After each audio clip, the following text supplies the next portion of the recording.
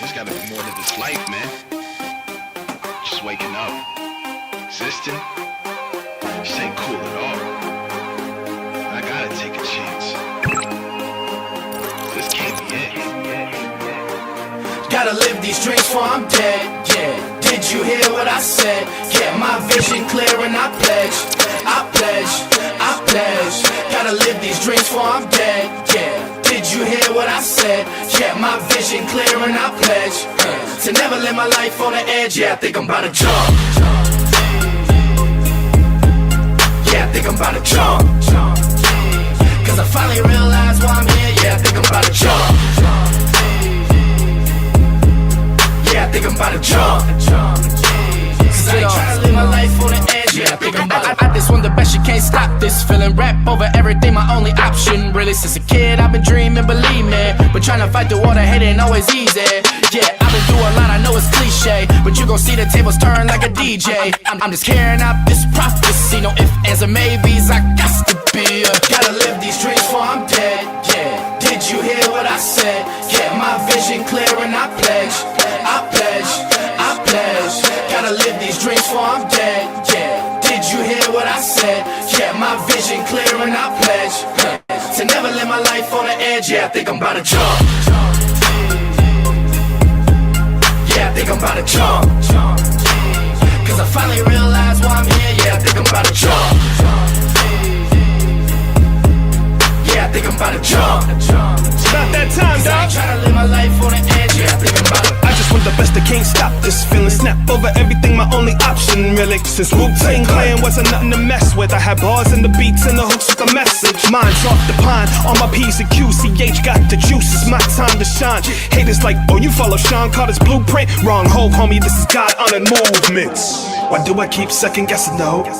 Like I don't know where my blessings flow from, and how far would this endeavor go? But if I never take a leap, then I'll never know. Looking over the cliff, frozen and stiff, even though I'm bestowed with the gift to uplift. But the mind keeps racing, prone to what if, scared I won't reach my peak, blowing the drift. It's easy to exist, insist on resisting the risk that's consistent with greatness. Miss it or make it, time to face it, suck it up and own it. Every second I've lived has brought me to this moment. I'm so over the pump fake life, only got one chance to run, take flight. A few deep breaths while remembering my plans to never live my life on the edge. You know I gotta jump. Yeah, I think I'm about to jump. Cause I finally realized why I'm here. Yeah, I think I'm about to jump. Yeah, I think I'm about to jump. Cause I ain't tryna live my life on the edge. Yeah, I think I'm about to jump. These dreams before I'm dead, yeah. Did you hear what I said? Yeah, my vision clear and I pledge, I pledge, I pledge. Yeah, I think I'm about to live these dreams before I'm dead, yeah. Did you hear what I said? Yeah, my vision clear and I pledge to never live my life on the edge. Yeah, I think I'm about to jump. We only got one life to live, so why not live? Yeah, I think I'm about to jump. Choice is yours. I mean, the job's pretty simple. All I need you to do is just wake me up in the morning. Oh, really? That's it? Yeah, I can do that. I can definitely do that. Oh, any particular time you want me to wake you up? Yeah, around 6:30. I think 6:30 will be good. All right, and all I gotta do is wake you up, right? That's it. That's the only job. Yep. This is the easiest job I've ever had in my life, man. Yeah.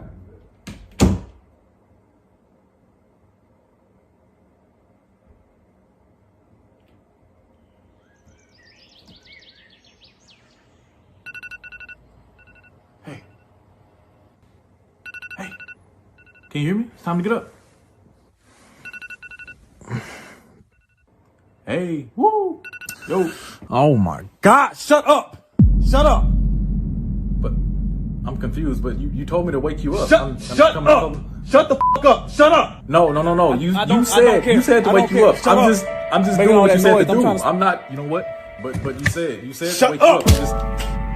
I'm trying to sleep and you're gonna walk in here trying to wake me up. That's rude. I don't know what, like, why would you do that? Why would you do something like that? You see me in here sleep, but you walk in here talking to me, making noise like that, man, get out of here. So I posted this over 2 weeks ago. I'm ready to announce what causes autism. Okay, I'm sure this is gonna be revolutionary. Tylenol.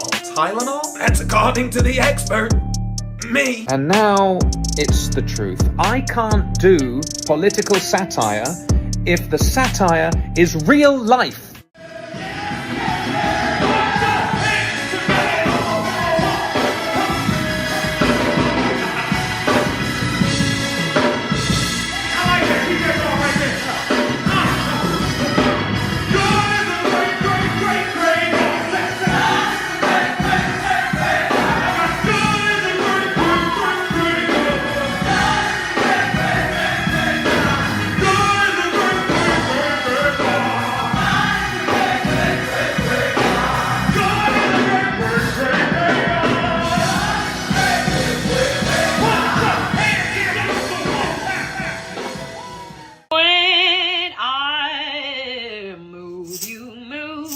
Just like that when I move, you move. Just like that when I move, you move. Just like that. Hell yeah, DJ, bring that back.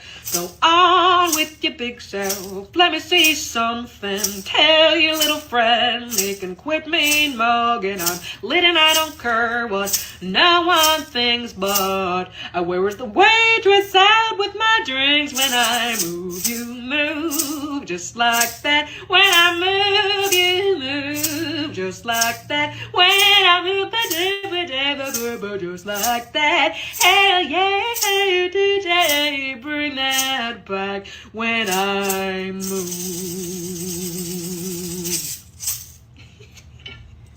If you feel like you hate everyone, eat. Low blood sugar tricks your brain into frustration. If you feel like everyone hates you, sleep. Lack of rest makes your mind misread every social cue. If you feel anxious for no reason, walk. Movement clears cortisol from your body. If you feel unmotivated, take a cold shower. That shock releases dopamine and wakes up your system. If you feel stressed, chew gum. Your brain reads it as safety and cortisol drops instantly. If you feel overwhelmed, clear your space. External order brings internal peace. If you feel insecure, stand tall. Your posture sends confidence signals back to the brain. If you feel lonely, help someone.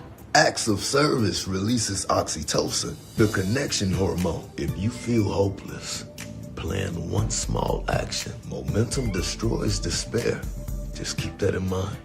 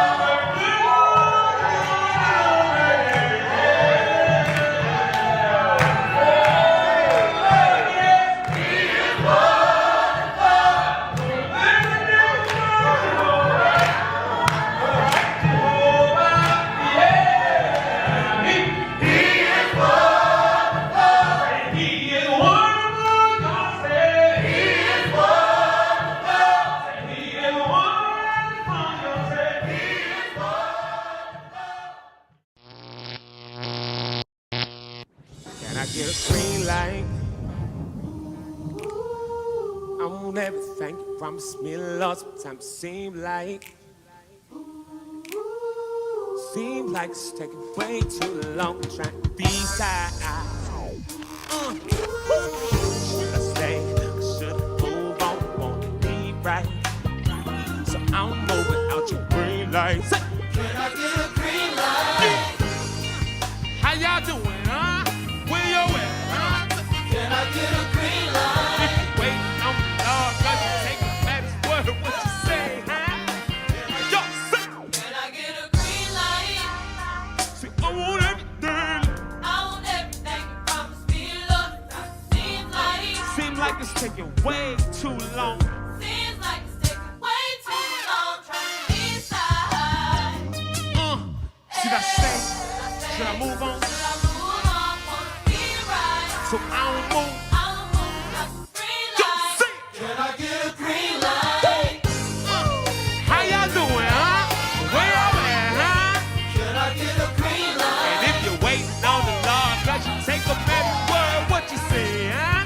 Can I get a green light? When the whole world jump. Can I get a green light? What I'm feeling doing nothing. Can I get a green light? I said I one budget till I hear you saying something. Lord, I wonder. Can I get a green light? Yeah, cause I'm moving to your life, place. But I'm moving to your life, place. So I'm moving to your green light. Put your green light to this verse now. Altos, say. Come on, Altos, flip it. Right here. Sopranos, don't say.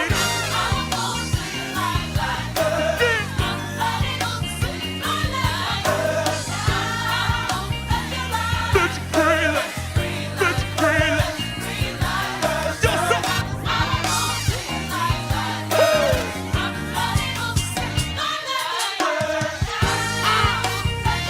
Put your green light. Let your green, yo, bring it on down this way. Y'all ain't moving with us. Y'all ain't moving with us. Okay, I feel you. If you really into that thing, get it real. Everybody, sit. Soprano, sit. Everybody say it one time.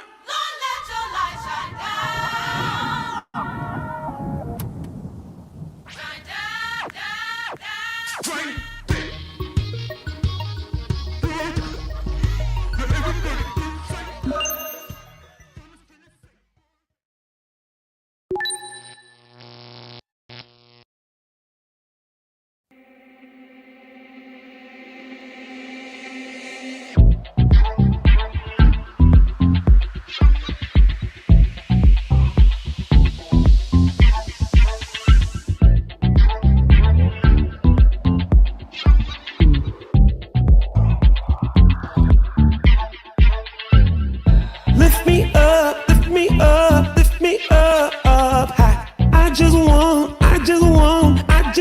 feel alive. Let me soar like an eagle in the sky. I wanna go higher. Freedom, I just wanna fly. I was born to fly. I'm so high, I'm a free bird. I'm freer in the sky. I was born to fly. I'm so high, I'm free.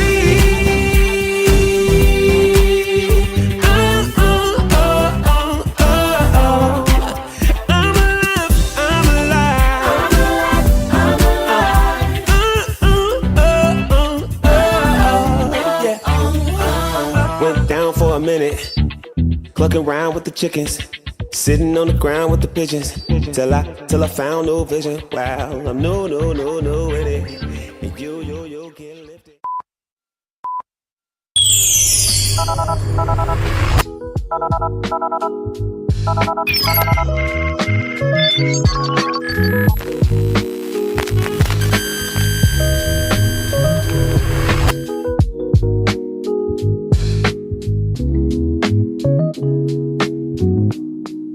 Well, good morning.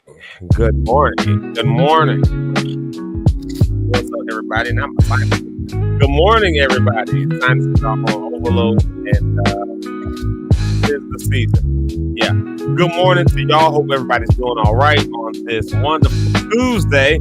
As y'all know, if you were looking for me yesterday, I was not here because your boy was asleep. I couldn't get out of bed. I was asleep. I was so tired. I was so exhausted after the weekend that I had to chill out, and then got up immediately, and I was downtown Chicago for a good portion of the day.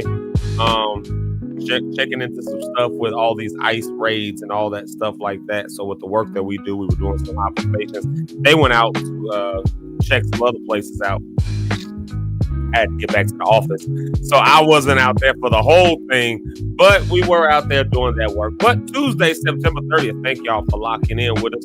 It is ZekeLive in the morning, a great way to start your day, great way to start your Tuesday and the last day of September, which means that tomorrow on the beginning of October. And how you been doing? Have you gotten your goals and things accomplished for September? Have you gotten all that stuff done? Have you taken care of all those things? I'm looking at myself. I look fat in the face right now. I don't know if that's the angle of this camera. I've been eating good all weekend. I don't know what that is, but I'm looking kind of in the face. Anyways, good to see y'all. Glad y'all are here. Did you accomplish all your goals and things for September?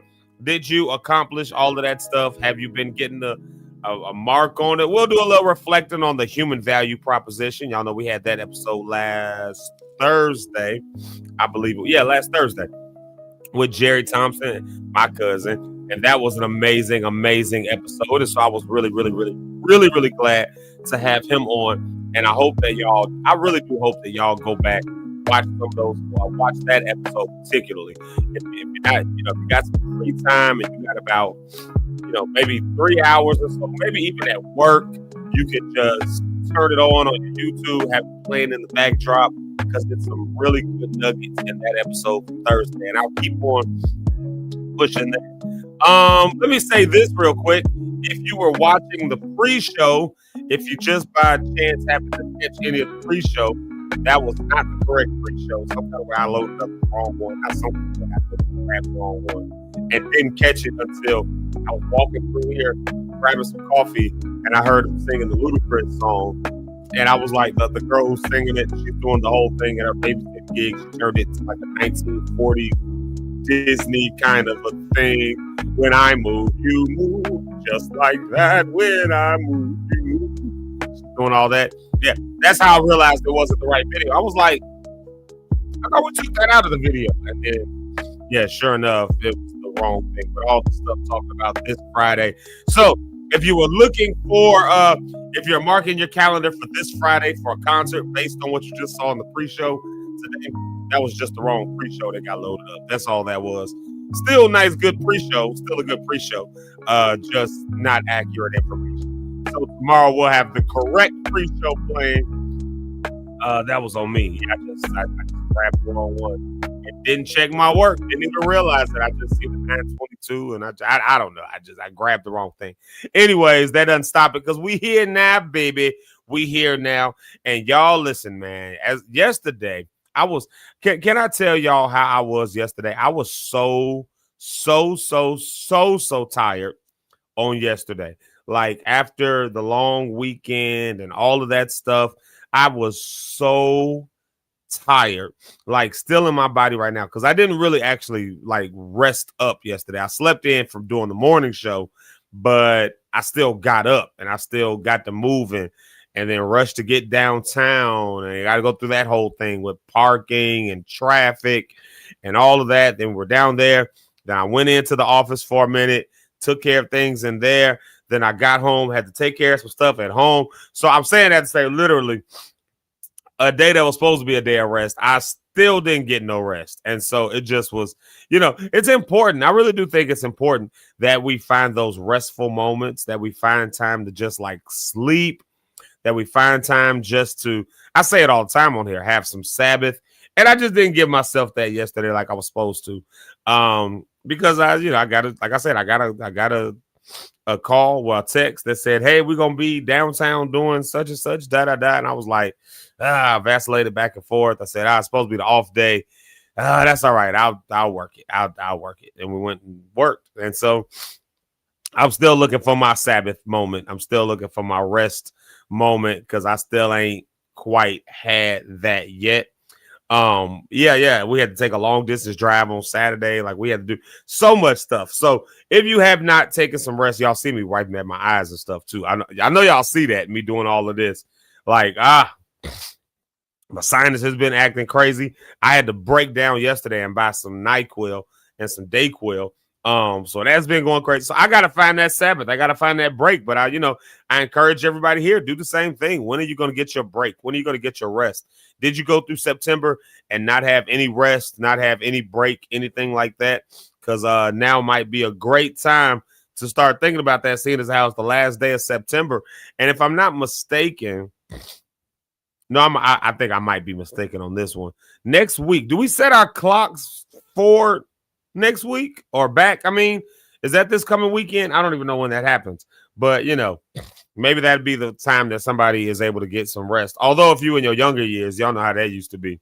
That was just an extra hour to party, baby. Hey, y'all remember those days. Anyways, yeah, I don't got that in me. But I don't want to have to wait until we have to set our clocks back. Set our clocks back just to get like an additional hour of sleep. I don't want to have to wait until then to get some rest. Like I need some rest. And I think that, some of us probably need it too. You've been working, you've been pursuing your dreams and your goals. I don't know. You've been just doing your thing. And, you got to get that moment of rest. You got to get that in there. And with that, this is my check-in for y'all. Like, have you found some rest? Have you found a moment? Or when you're about to get some rest, do you still give it away to do something? Whether that be fighting for a cause, like I was doing, whether that be somebody ask you to, I don't know, help them move something, whether that be, your job called you in because somebody called off and now they want you to work a shift and you decided to take it. Somebody planned a meeting that you weren't expecting or whatever, and that happened. And so now you got called into that. I mean, I don't know. For some reason, it seems like for a lot of us, when we're ready to take a rest, we're ready to take a break, everything else comes on. Everything else happens. And if we're not careful, we'll wear ourselves out. And so, if you're like me, now you might not be like me. You might be the kind of person that's the exact opposite of me. You might be the kind of person that will legitimately be like, no, today I'm doing nothing. And that's that. It's crazy. We were having a support group on this past Thursday, and I told you I'll be partaking in the support groups. I don't lead those support groups. I just partake in them as a consumer. And we were talking about that and just brought up, like, what do you do to get rest? What do you do to recuperate, to recharge? What do you do? And of course, that's one that's geared towards caregivers and people who are taking care of other people. That's what that support group's main focus is. But some of the good points that come out of there, things like, what do you do to recharge? What do you do to get your blood flowing? What do you do to make sure your brain isn't overwhelmed? What do you do when everybody's coming at you and you're the strong friend, when you're the one that's caretaking? What do you do for yourself to make sure that you are okay? And, got that question on Thursday. Now, I knew I was going into the weekend I knew that much.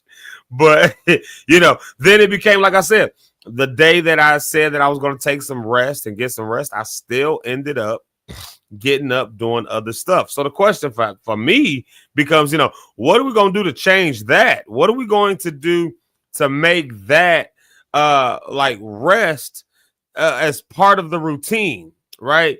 Like and maybe this is just me. Again, maybe this is just me, but I think that sometimes we don't think of rest as part of the routine.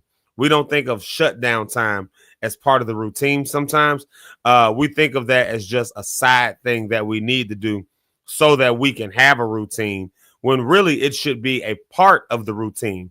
Like, and now I have to be really intentional. Like, I have to be really, really, really intentional for myself. Again, I can't speak for nobody else. I can only talk for me, but having to be like really, really intentional about what it takes to rest, what it takes to say no. And so we're in that support group, and, it just became like I said, like saying no to some stuff has become a go-to for me. And I'm still not saying no to everything, but that saying no, that somebody asks you what you're doing and you say nothing. And they say, "Oh, you can help me do this." It's like, no, I said, you asked me what I was doing. I said nothing. Like I know, that's why I'm asking you to help me do this. No. Listen, Linda. You asked me what I was doing, and I said nothing. The answer to the question is no. I'm not doing nothing. I'm not doing anything. That is what I'm doing. What I'm doing is no thing. So for you to ask me to do a thing after I told you I'm doing no thing goes against what I'm doing. Some people, they hold on to that. Some people you tell them, they tell you they resting, they meant that thing. For some people, they tell you they chilling, they meant that thing. I'm trying to be like that. And so any lock stars out there, and that's the way that you are, then yeah, continue to be that way. Because you got to make rest a part of the routine. Otherwise, you end up sick and stressed and all kind of stuff. Anybody got time for that, man? Anybody got time for that? So, you know, this is the last nice days of the year, at least here in Chicago. These are the last nice days of the year. Maybe you want to get out and pick the leaves off the trees. Maybe you want to just get out and listen to some music. Maybe you just want to walk up the lakefront. Don't let nobody take that from you. I don't do a good job at this. So I'm giving y'all advice that I need to be looking in the mirror at myself right now saying, take this advice, Negro.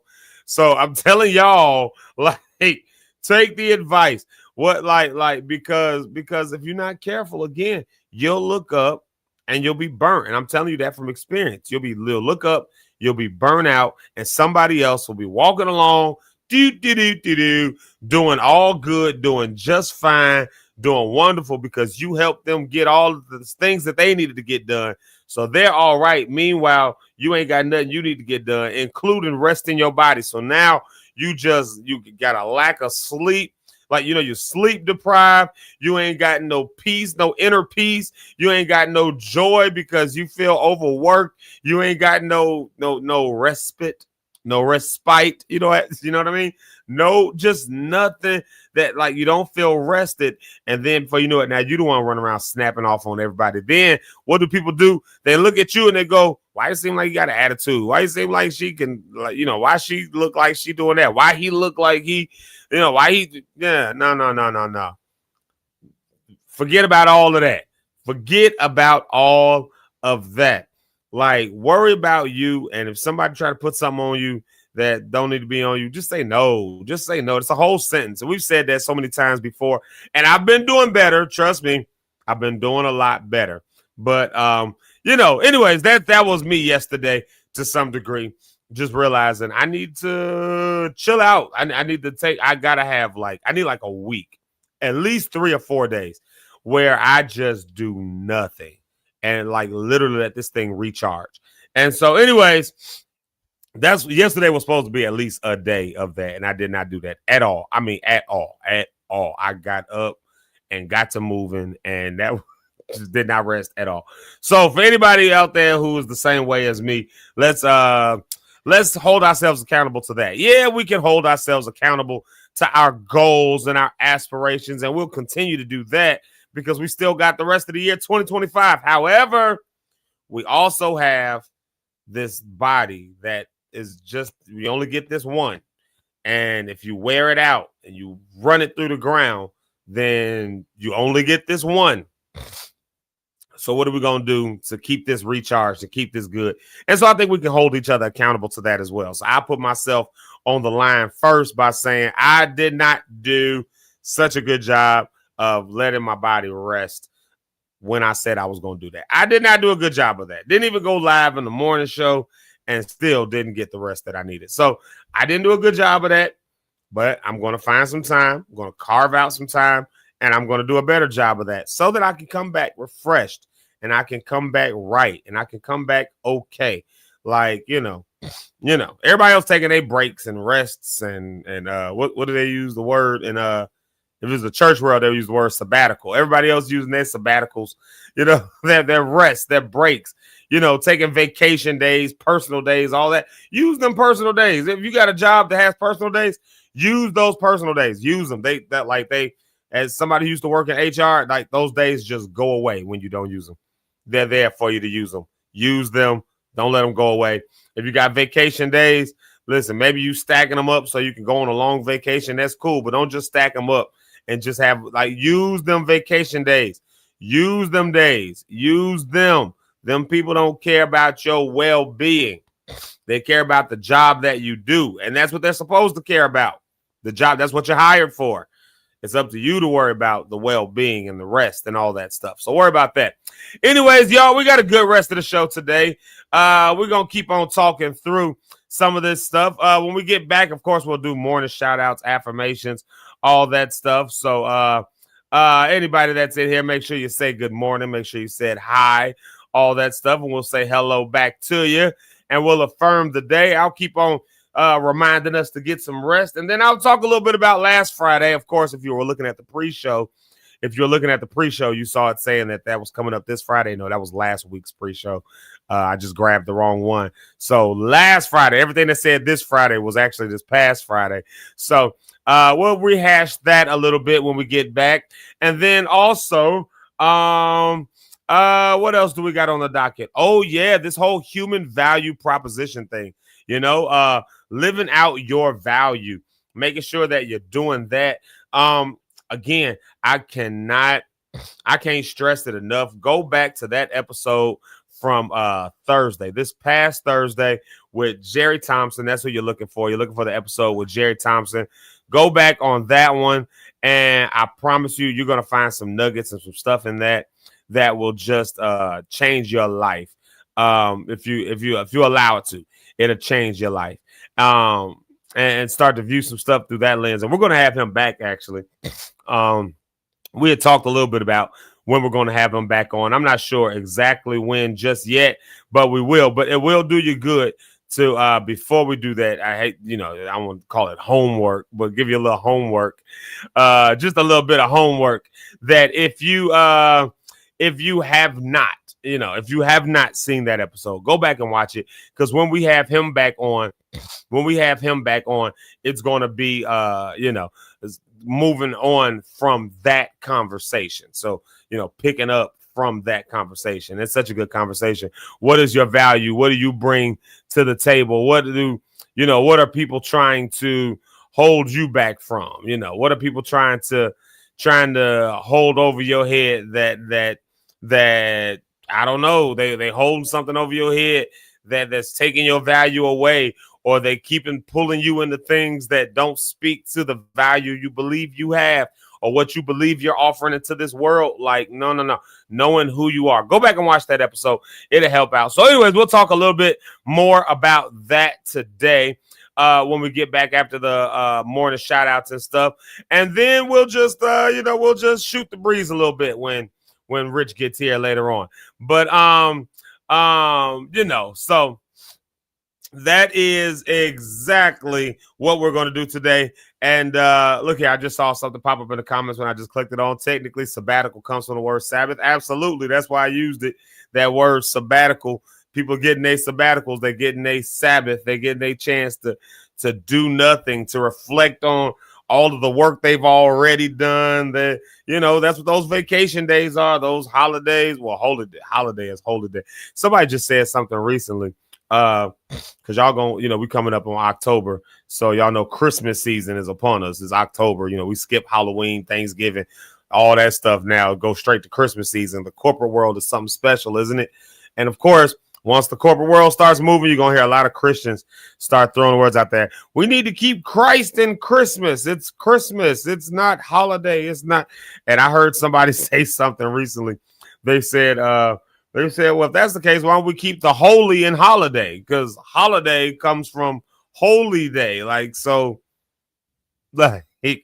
all of this, people get off and when it comes to Christmas time, they get into their semantics about Christ and Christmas. That's going to come up. But yeah, I use that word intentionally, that sabbatical day, because that's what a lot of people are doing. You only hear that word nowadays colloquially in churches with preachers when they take a little bit of time off. They take a couple months off or whatever, and they call it a sabbatical. Maybe they take a month off, 2-3 months off. I've seen some preachers do like a year sabbatical. There's really long ones like that too. I think I need me a sabbatical, but a break, just a rest, some respite. It's important to do so when you're doing so many different things. I mean, I do so many different things that are spread out across so many different types of things. I mean, the morning show is very different than what I do for my day job, which is very different than what I do on my music stuff, which is very different than the church stuff, which is very different than so it's just spread out across an array of things, diversity of the types of things that I do. And so that has its advantages and its disadvantages. It has its advantages and its disadvantages. But one of the big disadvantages is that I don't take those moments to rest, because though I put this down, these 5 other things are still going strong. You know what I mean? Those are crazy ways to approach life. That's a crazy way to approach life, but that's why I have to take intentional time to worry about this one body that I've been given. Otherwise, and you got to do the same thing. Anyways, let's do this. Let's take a morning break. A music break. It is the morning. It's a morning break. Of course, you're watching ZekeLive in the morning. Great way to start your day. I'm going to pick this break up from right here. There's a song that's actually in here, but I'm not going to play the first song of this. It's just going to be this one song. I felt like jamming out. J.R. Jordan, of course, gave us a great hit, and I'm going to let that jam out. So let's do that, and then we'll of course,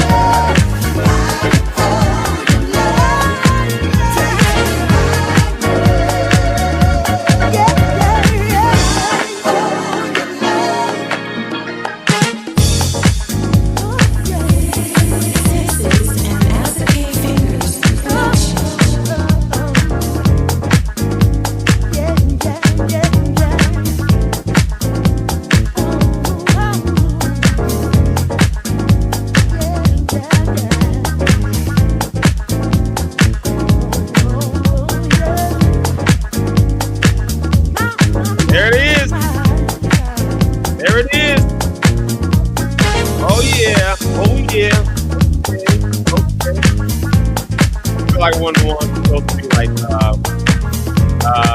what was that back in the day? What was the beat that back in the day? The roof. Oh, yes, yeah. The roof is on fire. You don't need no water. It's burned. Try to be nice. Don't say that anymore. Let's have something. You know what I mean? Yeah. The roof is on fire. The roof is on fire. Like one of them. I still say that anymore. The roof is on fire. Y'all remember? Oh my God, what movie was that? I feel like it was House Guest with Sinbad. Remember that movie, House Guest with Sinbad and Phil Hartman? I think it was Phil Hartman's last movie, actually. But it might not have been, but I think it was his last movie.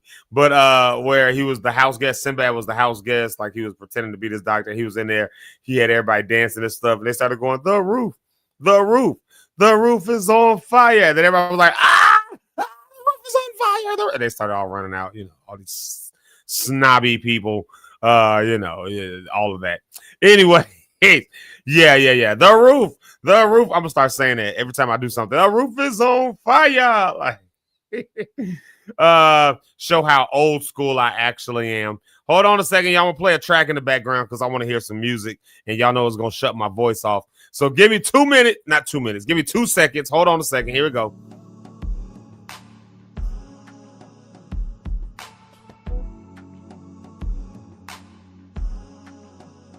Okay, maybe y'all can hear me now. I don't know. Maybe y'all can hear me. I'll keep saying that until y'all can hear me. There it is. There it is right there. Oh, look here. Okay, I'm turning the comments on. Let me turn it on over here. Boom. He said that's Head of State with Chris Rock and Bernie Mac. Okay, that's what movie it was. And I do remember that happening on there too. You're right. You're absolutely right. Yep. Y'all, we're showing our age now. See that, Marcus? Now we can officially say you're old. Because you know those 90s and early 2000s movies. So you're officially old, brother. Y'all, in case you haven't done so, let me do 2 things. Go ahead and make sure that you are subscribed. If you're not subscribed, go ahead, turn on the notification and make sure that you know when we're going live, what mornings we go live, all that stuff. That's how you end up with the first comment of the day. And we're going to find out who has the first comment in just a minute here. But you can also like us on the Book of Faces. We're also over there. I'll show y'all what that info is. It's all that stuff that's right there on the right side of the screen. So if you haven't done so already, go ahead and like and share this, subscribe, follow, all those good stuff. You'll be abreast of all the things that are going on in the ZekeLive world, the ZekeLock world, ZekeLive. I say ZekeLock in the morning, and my name is ZekeLive. I be messing it up all the time now because I say ZekeLive so much now. It's crazy work. Anyways, I'm ZekeLock, and the show is ZekeLive. So you can be abreast of everything that's happening in the ZekeLock world by following and subscribing. And then you can also know when we're doing ZekeLive on the screen. There it goes. I get it right. I would get it right. So anyways, like, share, subscribe, follow, all that good stuff. Leave your comments and everything as well. I'm going to just put this banner up there just because. Why not? Join the convo. Subscribe, follow, share, all that good stuff. We definitely want to see you in the comments. And the reason we like you in the comments is because y'all help to drive the conversation forward. It makes me think about different stuff, different perspectives. I only know my perspective, and I don't even know that perspective is all that good. I just know it's my perspective. That's all I got. It's my view on it. And it's only as good as my perspective is good. But there's other people whose perspective, Jesus Christ, other people's whose perspective, that is a hard sentence to say. Other people's whose perspective also matters. Your perspective matters because that's how we get a little closer to the truth. That's how we get a little closer to what's really going on. You say what you see from your angle. I see what I see from my angle. We'll compare notes, and then we'll figure it out from there. And that's how you get a little bit more aligned into the truth. And that's why I love when everybody's like locked into the comments and sharing and all that stuff like that. Whatever random thing we decided to talk about that day. And then also, though, one perspective that I love from everybody, and I do mean everybody. One perspective that I love is these morning shout outs and affirmations. I love to see what everybody comes up with and just saying good morning. So let's dive into that. The morning shout outs and affirmations.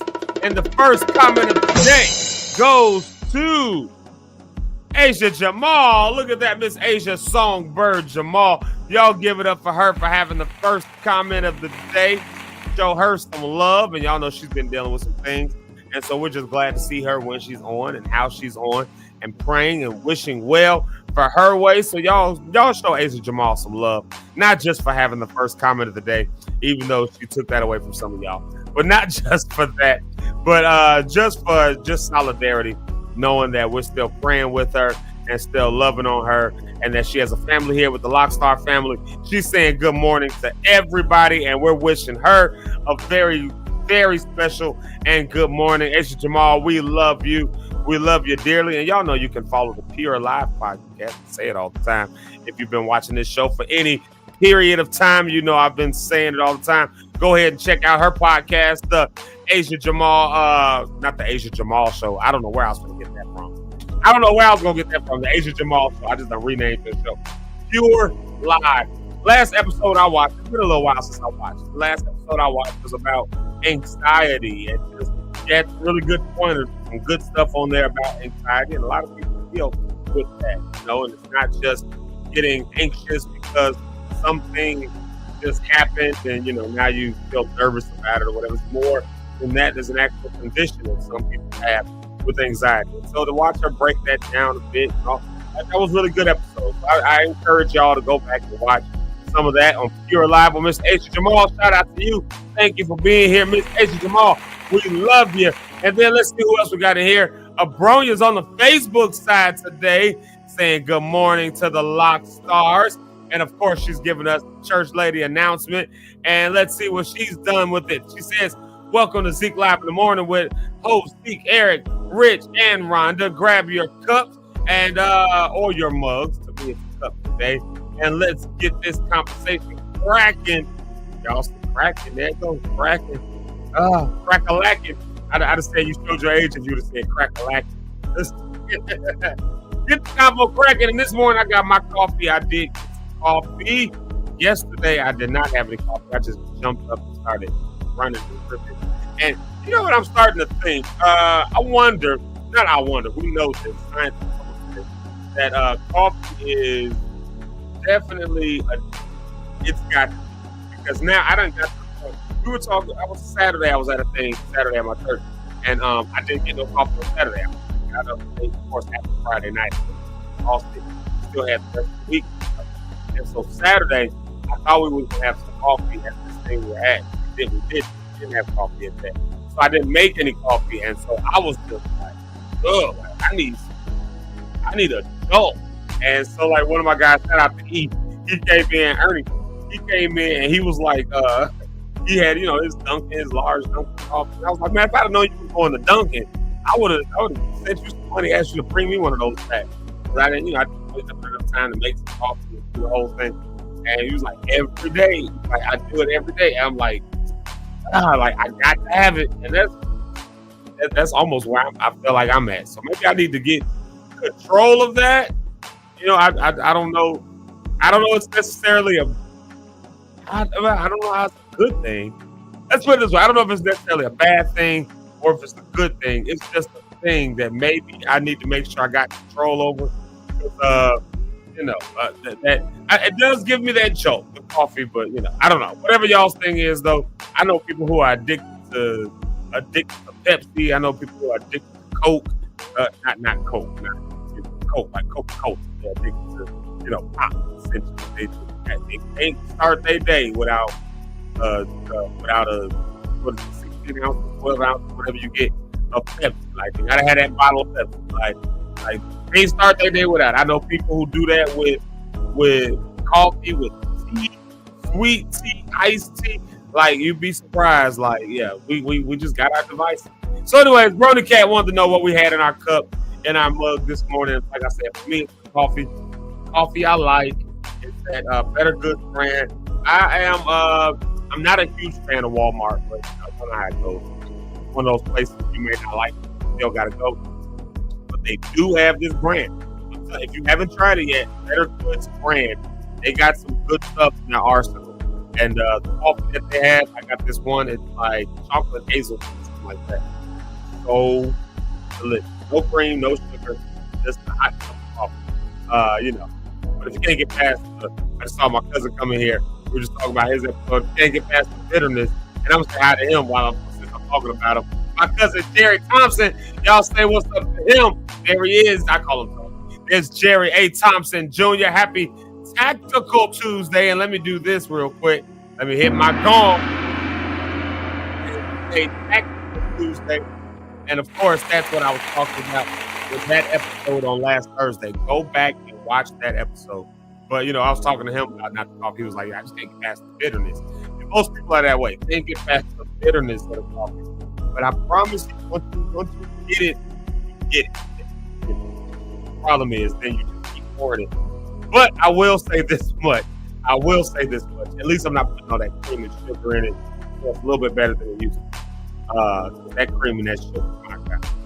Y'all know how we start our day off with so much cream and sugar. And the creamer has sugar in it, right? Unless you get the cream. But it has some sweetening agent. And we start our day with that with some donuts and some, some greasy thing like bacon. And that's pretty much how we kick our day off. We start doing a little better in that part. But that's a subject matter for another day, because y'all know me, I'm the candy king. So who are me to judge? Anyways, let's who are me to judge? I am nobody to judge, because I am wolfing down the candy and the treat just as much as y'all. So let's see who else we got up in here. Who else we got in these comments? Scroll up. Oh, look, y'all. It's my Pastor Cynthia Cohen.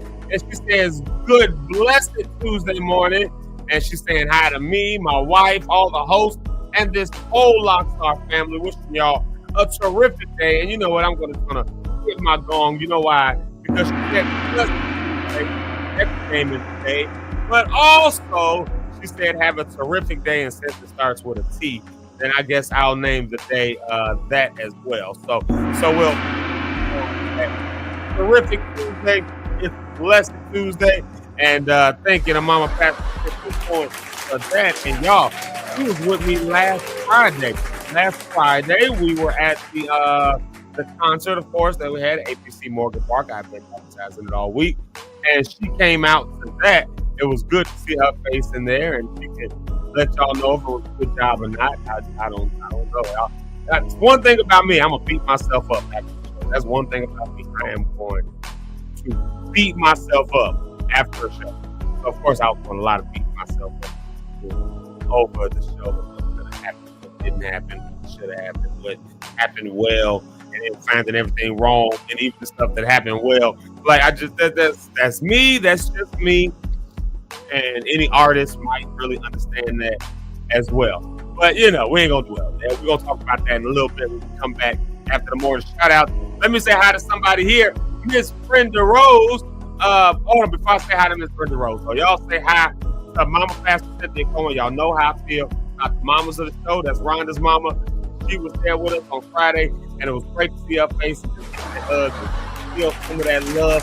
So y'all just say hi to her.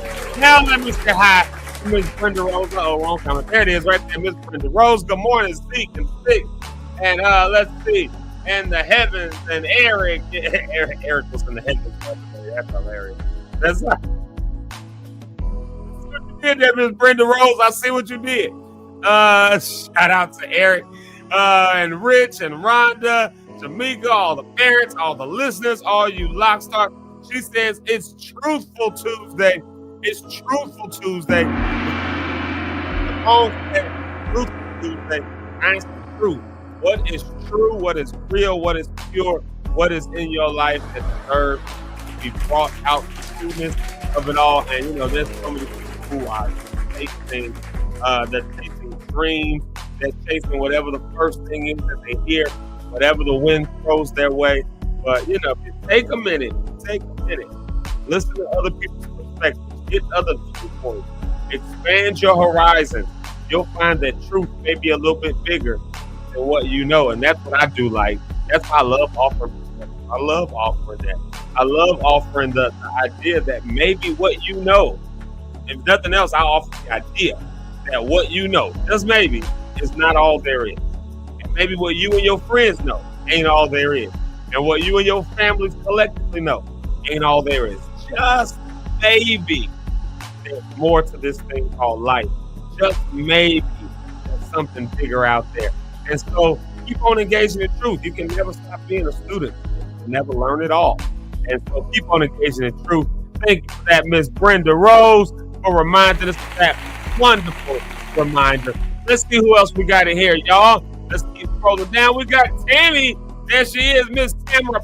Says, good morning, fam. Good morning to you, and good morning to you. When I met Rhonda, I met Tammy. I met them together, and I've seen them together ever since. That's just when I talk about connections. There's a connection right there. Get you a good connection like that, like the Rhonda Tammy sisterhood, because that is one for the book. I'm telling y'all. Shout out to Tammy. That's my girl. We all went to school together. That is my girl. Love you, miss you. Hope all is well with you on this terrific, truthful, what other days we've named it so far? Blessed Tuesday. You know we love you, girl. Glad to see you here this morning. Let's see here. Who else we got? I'll put this one on the screen real quick. Ron says, my calendar group. I cannot read. I can't talk today. What is going on? My accountability group's question yesterday was, what is your place of peace? How have you built your place of peace? Oh, that's good. What is your place of peace? And if you don't know what it is, then you gotta ask yourself this question: have you even built it? Do you even have a place of peace? And we were talking about that a little earlier. We were talking about that moment of respite, like taking that sabbatical, that Sabbath, that chance away from everything else. Because if you don't, you'll look up, you've been done burnt yourself out, and everybody else that you was helping out, whistling in the wind, taking their break because their work is done. Meanwhile, the reason their work is done is because you helped do it for them, and nobody was there to help you do yours, which means that by the time you've taken a break from helping them, you can't, because you still got to do your stuff. What is your place of peace? I love that. What is your place of peace? Have you built it yet? Because if you haven't, got a hammer and some nails here for you. Like, you know what I mean? So shout out. Thank you for that comment, Bronya. Appreciate that. And then let's see who else we got. We got DJ Red, Marcus Johnson. Here he is. He was there with me. He'll know what I mean when I say, whose man's is this? We'll talk all about that stuff a little later. Whose man's is this? Yeah, DJ Red, and y'all know he always gives those really good announcements as well. He says, this is it Tuesday. Hold on, hit the door.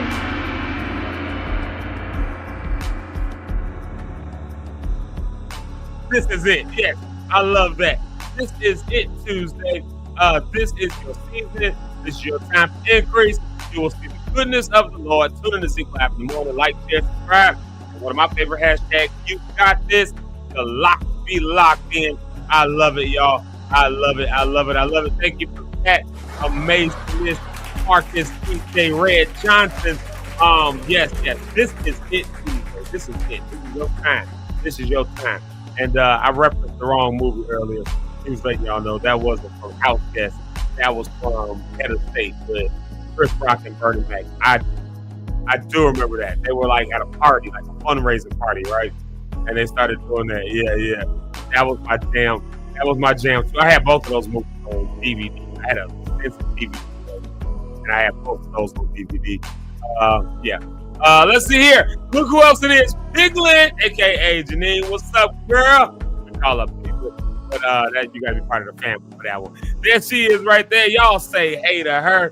Just a sweetheart, just a little sweet self. And when I say little, she is about right there on, like, right there. So that's, but just as sweet. She's traveled the nation with doing singing and other stuff like that. So y'all give it up by her while she was over there singing the soprano note. Y'all give it up. I think we love you, girl. Hope all is well. Glad you're here with us this morning. Let's see here. Oh my God, it's 8:28. That means we got to keep moving. We got to keep it moving. We got to move on. Thank y'all for locking in with morning comments, chiming in, and leaving that stuff like that. Naming the day is such a great way to start the day.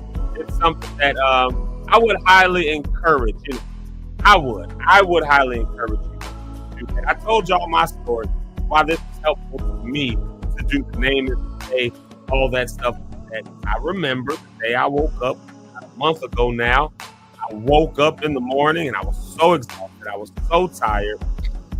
It wasn't a bad day or anything yet. They hadn't had a chance to be bad. Not bad or good. It was just the day.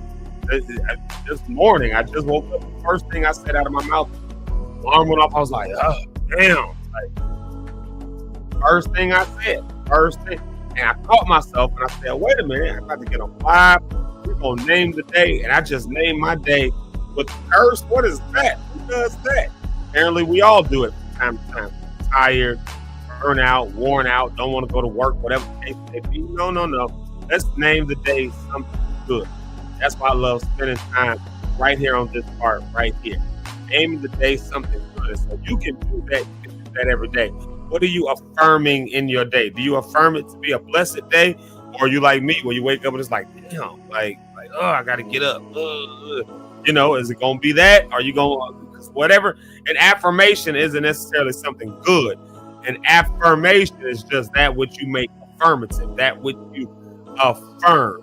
So my question is, what are you affirming? Are you affirming goodness that surrounds you? Are you affirming the beauty that surrounds you? Are you affirming the love that surrounds you? Are you affirming the goodness that surrounds you? Even if you can't see it, it's still there, which is why it's okay to still affirm it. Or are you going to affirm all the other stuff? Oh, I ain't got this. Oh, I don't have that. Oh, I don't feel like this. Oh, I'm so tired. I go, yeah, you can affirm that stuff too, because though that stuff may be there, which makes it still true, which truth are you going to lean into? Are you going to lean into the good stuff? And that's why we name the day. That's why we affirm the day. That's why we do those morning affirmations, because we're intentionally, as a Lockstar family, choosing to affirm goodness, choosing to affirm greatness, choosing to affirm peace, choosing to affirm love, choosing to affirm that everything can be all right. And so, feeding into that, whatever you feed, that's what's going to grow. So, like Rich always says, life is choice driven. You live and die by the choices you choose to make. Like, what choices do you choose to make? Are you going to choose to make something that affirms the goodness that's already there for you? Are you going to choose to affirm all of the negativity that's around you? Both of them are there. Which thing are you going to feed? Because the one that you feed is the one that'll grow. So thank y'all for locking in with the morning shout outs and affirmations. We'll come back in a minute. We'll do a couple songs right here. I'm going to replenish my Better Goods chocolate hazelnut coffee and blow my nose because I feel a sneeze coming on. But then after that, we'll be back. And I'll tell y'all a little bit about the content I just did. We'll talk a little bit about how that works. There's a couple of songs, and we'll be right back. See y'all in a minute.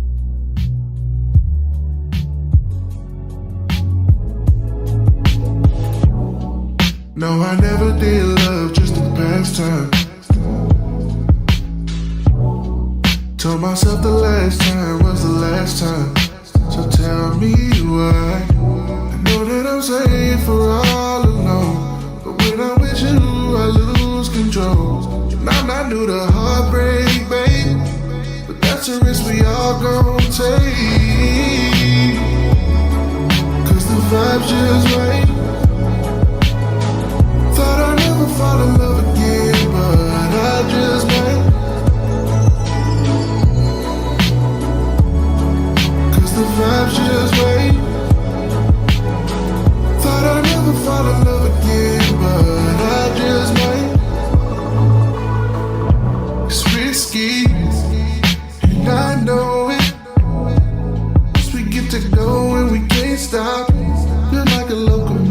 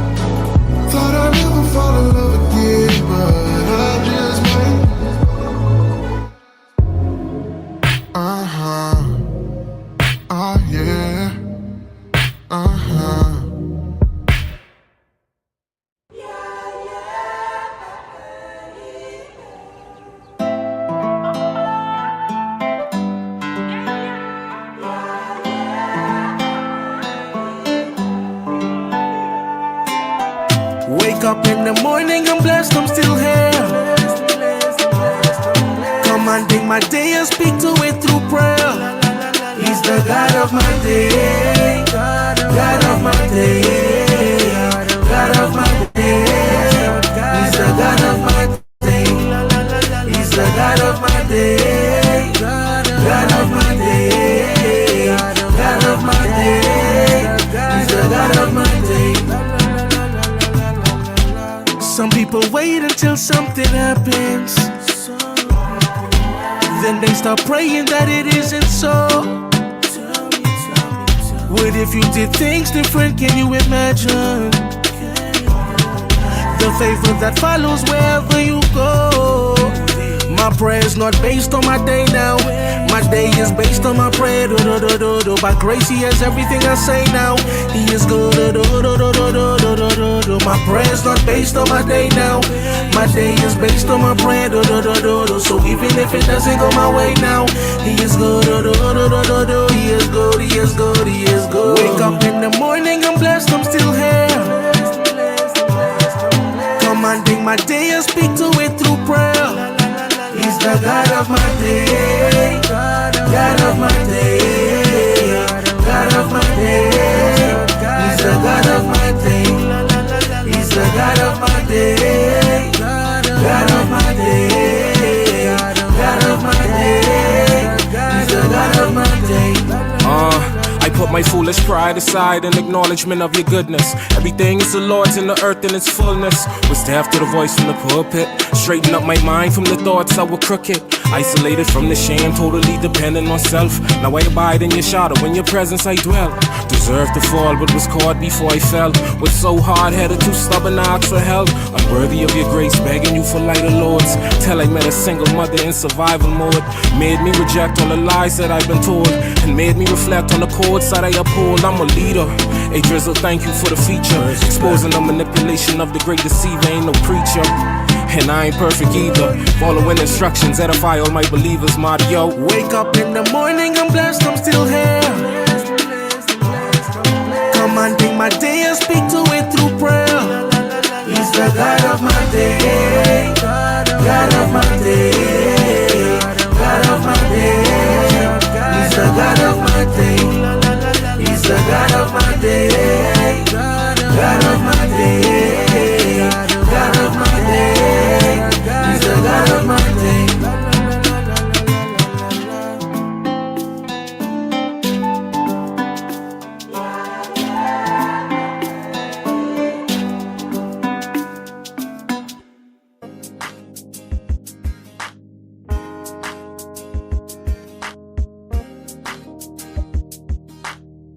We back, yeah, we're back. We back, we back, we back, we back. Hey, y'all, we back. Welcome back to ZekeLive in the morning. CP the Genius with, what's the name of that song? Just Might. Yeah, y'all know we fell in love with that song. And God of My Day. I love that song, God of My Day. I really like that song a whole lot. There's a line that he says in there, you know, I'm not, what is the line that he uses? E-Man, I should have left it on the screen so I can like rewind to it. He's like, besides the nah, I love that. I love stuff like that. Nah.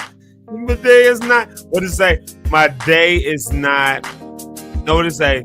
My prayer is not based on my day now. My day is based on my prayer now. So in other words, like we do the morning affirmations, you speak it, you say it, you feed it, and then you base your day on what you spoke, what you said, things are going to come up. Yes, it's going to happen. That's just how life works. But, you know, you command your day. You kind of do that as opposed to just, you know, waiting until see what happens, and then praying based on that. Which I'm not saying there's nothing wrong with doing that too, because things are gonna happen, and sometimes you just need to. But you know, just waiting to see what happens and then going with that. That's never good. I don't say that's never good, but you can elevate to the next level, and the next level will be, no, I'm gonna wake up and I'm gonna affirm the goodness that I know is already there. I'm gonna affirm that. I'm gonna lock in with that. I'm gonna lean into that. I'm gonna believe that. If it was old school church, they would say, Whose report will you believe? And then someone said, we shall believe the report of the Lord. So they do all that.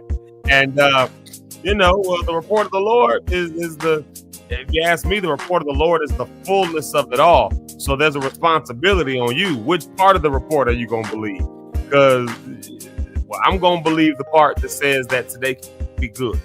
I'm going to believe the part that says that today can be excellent. Today can be wonderful. It's all about how I can put myself to it. And even if it doesn't feel like today is good, what have I built today that's going to be accessed tomorrow or on another day, next year? Am I building something right now? And though I'm building a house right now, I can't live in the house right now because it's still under construction.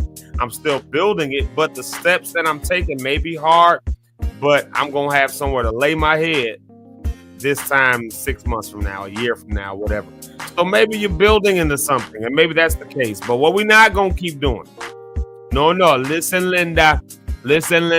What we're not going to keep doing is feeding into the nonsense of the day. I was realizing yesterday, I told you I went up to downtown. We were looking at we're just looking at the stuff that's going on with all these different ICE agents, all the stuff that's happening with that.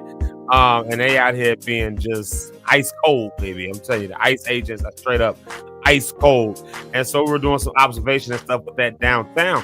And, I just realized there's so many things that I am not aware of right now. And when I said, y'all know me, I try to watch out for current events. I try to know what's going on in the news. I try to have at least some perspective going into it. And I find myself so much more than I ever have being like, oh, I didn't even know about that. Oh, I didn't even see that. Oh, I didn't. And at first I was like, are we just overwhelmed with news and stuff? But then I realized it. I ain't been watching the news. I've been getting up early in the morning doing a morning show. And then at nighttime, by the time I get home, I don't feel like looking at the news half the time. Some days I will, but I don't. But I feel so much more mentally at peace by not knowing stuff that's going on. Now, I want to give a really big caveat. Hold on, let me give a huge caveat here. Just because what I'm saying is I needed a minute, away from all of that stuff. I'm not saying just shut the news off and be ignorant and uninformed. I am not saying that. There's some people, I don't watch the news. I don't know what's going on. I just hear you just in your own world. And you can't get lost in your own world, because then you become the very person that's susceptible to all of the nonsense. That's the reason why we got so much news right now that's overwhelming and burning us out, wearing us out. People who've been lost in their own world and no clue of how the world actually works. Don't be that guy. That's not what I'm saying I'm doing.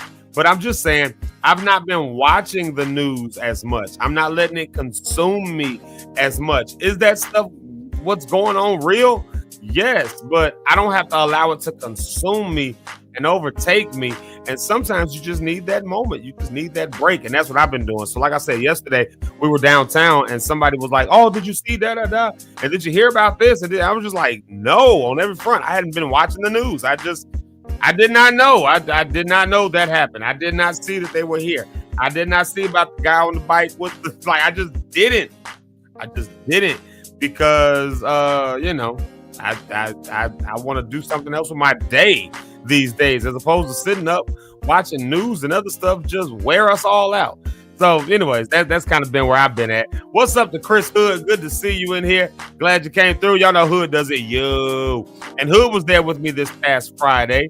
So I got some, I haven't seen the visuals and stuff like that yet, but he came in and shot some video. I did see some pictures and they look pretty decent. That was kind of cool to see.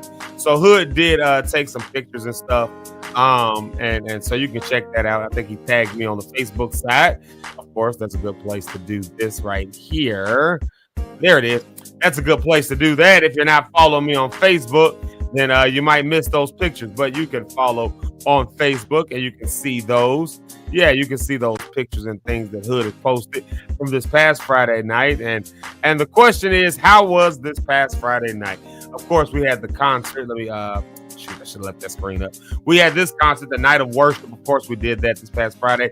Shout out to APC Morgan Park. 102 years of fellowshipping on the far south side of Chicago. That's what we were celebrating. And so me and the worship team, we call them the Park Praise, from APC Morgan Park.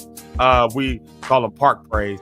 And so they were singing. They worked so hard. They worked so phenomenally hard. And it went. Yeah, we had a time, boy. We had a time. If you were there, then you had a time with us. You saw the time we had. And yeah, man, we introduced some new songs, some new music. We did some stuff that's good old churchy songs. And when I say churchy, I don't mean churchy like Jesus. We did end up doing that. We had some tech difficulties that were happening for like Thursday and Friday. Y'all heard me talking a little bit about that on Friday, but all the tech stuff that we had to deal with, but we overcame it, made it happen. And so I got what I needed out of it.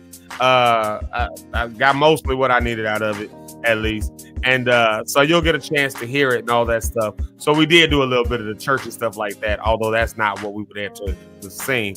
Because I wanted to turn on a recorder and just record something that was nice with it. So I might still take that and use it since we got it. But man, yeah, we did some other songs. When I say churchy songs, I'm talking songs that you can take back, to your worship teams, your praise teams and stuff that's pretty easy, stuff that's pretty simple. It's easy to sing, some call and response type of music, stuff that you can use for praise and worship. And that's kind of what we were trying to gather, what we were trying to do. And so we definitely did that. We definitely did that on Friday. And so it was a good time. Look who just popped in, man. Speaking of Friday, Miss Jamaica Lachey, she was actually up there singing with me. Let me read her comment real quick. Great morning. All today is time for me Tuesday. Didn't I just get done talking about that? Hit my gong one time. Hit my gong one time for the time for me Tuesday. Yeah. Time for me Tuesday. What is that time that you want? What are the wants, the needs, and things that you have? I love that. Thank you for that, Miss Jamaica Lachey. But she was singing with me on Friday night. She was singing soprano, holding that down. I looked up and I turned around and we just heard something go thump, thump, thump, thump. We just heard something just do all that. We was like, what is that? And out of my peripheral, I saw a mic drop. I thought it was Ernie, but no, it's Jamaica. She didn't only just drop her mic. She threw her mic some kind of way. And then could not stop laughing. We were cracking up so hard. Some kind of way she bumped into the mic and the thing went flying across the stage. We was all like, what was that? Well, yeah, Jamaica Lachey. Yeah, but she held her parts down. The singers sounded amazing on Friday night. I mean, they sounded good. I worked them really hard and they did what they needed to do. And so I was very proud of them. Thank you, Jamaica Lachey, for coming through. Thank you, Chris Hood, for coming through. And you know what? They came through and did stuff. Like I said, I talked about this on Friday, but Hood came through. He brought his camera, set them up, and captured stuff for me. I appreciate that. Jamaica Lachey came through and held down that second soprano part for me, and I appreciate that. Thank you so much. Who else? Who else from here? Jeremy Keys was there on the instruments, and he helped keep that flowing and moving for me, and I appreciate that. And then, but there was other people that came just to experience and be there. So, of course, DJ Red was there. His wife was there, so he had to come. Although he would have come because it was me anyway. But pause. But he came. Pause. And he was there, and he saw it. He knows what I mean when I say, whose man's is this? And then who else? Who else was there? Who else did I see there? From Lock Stars. Mama, Pastor Cynthia Cohen, Rhonda on the Rocks. They was out there. They came together. So that was cool to see them. Rich Holmes was there. Like, it was just, Rita came. Rita, I actually got to call Rita because I didn't get a chance to see everybody after the fact. So I did see Rita there. She enjoyed herself. A new little friend of mine, Mandy, was. Listen, let me stop naming names. Everybody, if I start naming names, it's gonna get bad because I'm gonna forget somebody. Somebody gonna get mad I didn't say their name. Let's just say a bunch of people showed up, and I appreciate them for doing that. I appreciate that. Now, look here, y'all. Look here, y'all. It's Miss Regina. This ain't my auntie Regina. This is Miss Regina Todd, all the way from APC Morgan Park. And I've seen her this weekend. I've seen her all this weekend. So she said, she said this is how she knew we weren't going live. Because she heard me say we didn't go live. We did not go live on Friday. We used all the cameras to capture to capture the content and all that stuff like that. So we did that instead on Friday. I told you I was one of them old school type of situations where if you don't show up, you ain't there, you aren't going to be able to see it. But we captured it. So you will get to see clips and things of that after we get the audio mixed down. And we're going to, like I said, I wanted to capture it. I wanted it to be nice. I wanted to capture it. I wanted it to be nice. I wanted it to sound nice, look good. So that's why I appreciate Hood. I appreciate Ernie Allen. I appreciate them coming through and capturing it. And y'all get a chance to see some of that stuff we did, some of those songs, and maybe we'll even release those things, release them. Maybe we'll even do that.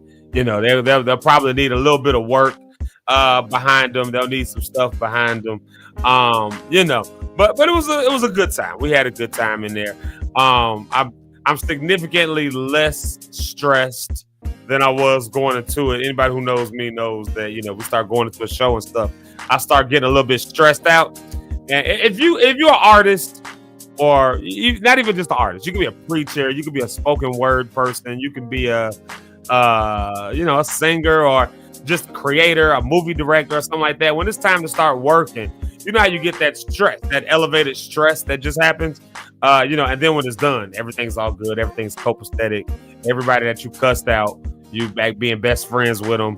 Everybody, you know what I mean? Like, it's just, if you understand the arts, if you understand performance and production, and not to. Well, I ain't gonna give that disclaimer. I was about to give a disclaimer, not to call what we do in the church performance, because at the end of the day, that's exactly what it is. It's performance. At the end of the day, it's performance. You know what I mean? Like, now is it performance with a purpose? That's the because when you're on the stage, you're performing. You're in front of people. People have to catch on to what you're doing. You're performing. You have to get a message across. Like, that's why you practice. You practice. You get it. Like, but now, is it performance for the sake of lifting your own self up? This is where the line gets demarked. I don't think the line gets marked at performance, like when it comes to church stuff. I think the line gets marked at the purpose behind the performance. Some of our purpose in performance is to elevate ourselves.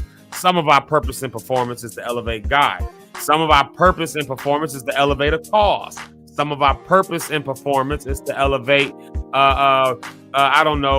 theory, or to elevate education, or to elevate, there's something that you're elevating, a purpose in the performance. And so, for a night of worship, there was performance, but the purpose of it wasn't to elevate ourselves, it was to elevate and glorify God. And so we came out with some good songs and things that were with that. And the, audience was singing along. Now, if I say this all the time, but the audience age at my church is not it ain't like we running around there with a bunch of teenagers and 20 somethings. It's just not the demographic. So to come out on a Friday night with a good number of, this not to say there was no youth in the room, because I was looking at the youth too that was in the room. They was having a good time. When I asked them after, I was like, did y'all enjoy it? Like, I sat down with them for a second while something was happening, like an offering or something like that. So I ended up sitting down for a second, and I was talking. I was like, y'all enjoy this? Like, oh, this is good. I love this. So when I see the youth saying they love something, and I'm talking youth, actual youth, like not adults yet, not 18. Y'all, because y'all know sometimes I'd be, the kids, and they be 22 years old, like not them. But I'm talking like 12-year-old, 8 years old, asking them, did you enjoy? Oh my God, I love it. So watching them, but also the mamas, all the mamas and all the seniors, the elders, watching them also enjoying themselves. That does me good. That's the kind of thing that does me good. That's the kind of thing that makes it worth it. So to see everybody just in it, that was just really cool. I really did appreciate that. We had a couple hiccups, a couple things that were hiccups, a couple unexpected, a couple things that kind of derailed some stuff, and we just had to get back on track. But as long as we was on that track, baby, we was moving. And I enjoyed what I saw. I enjoyed the exchange back and forth with the audience. So if you missed it, you missed it, man. If you missed it, you missed it. It was just good. It was good.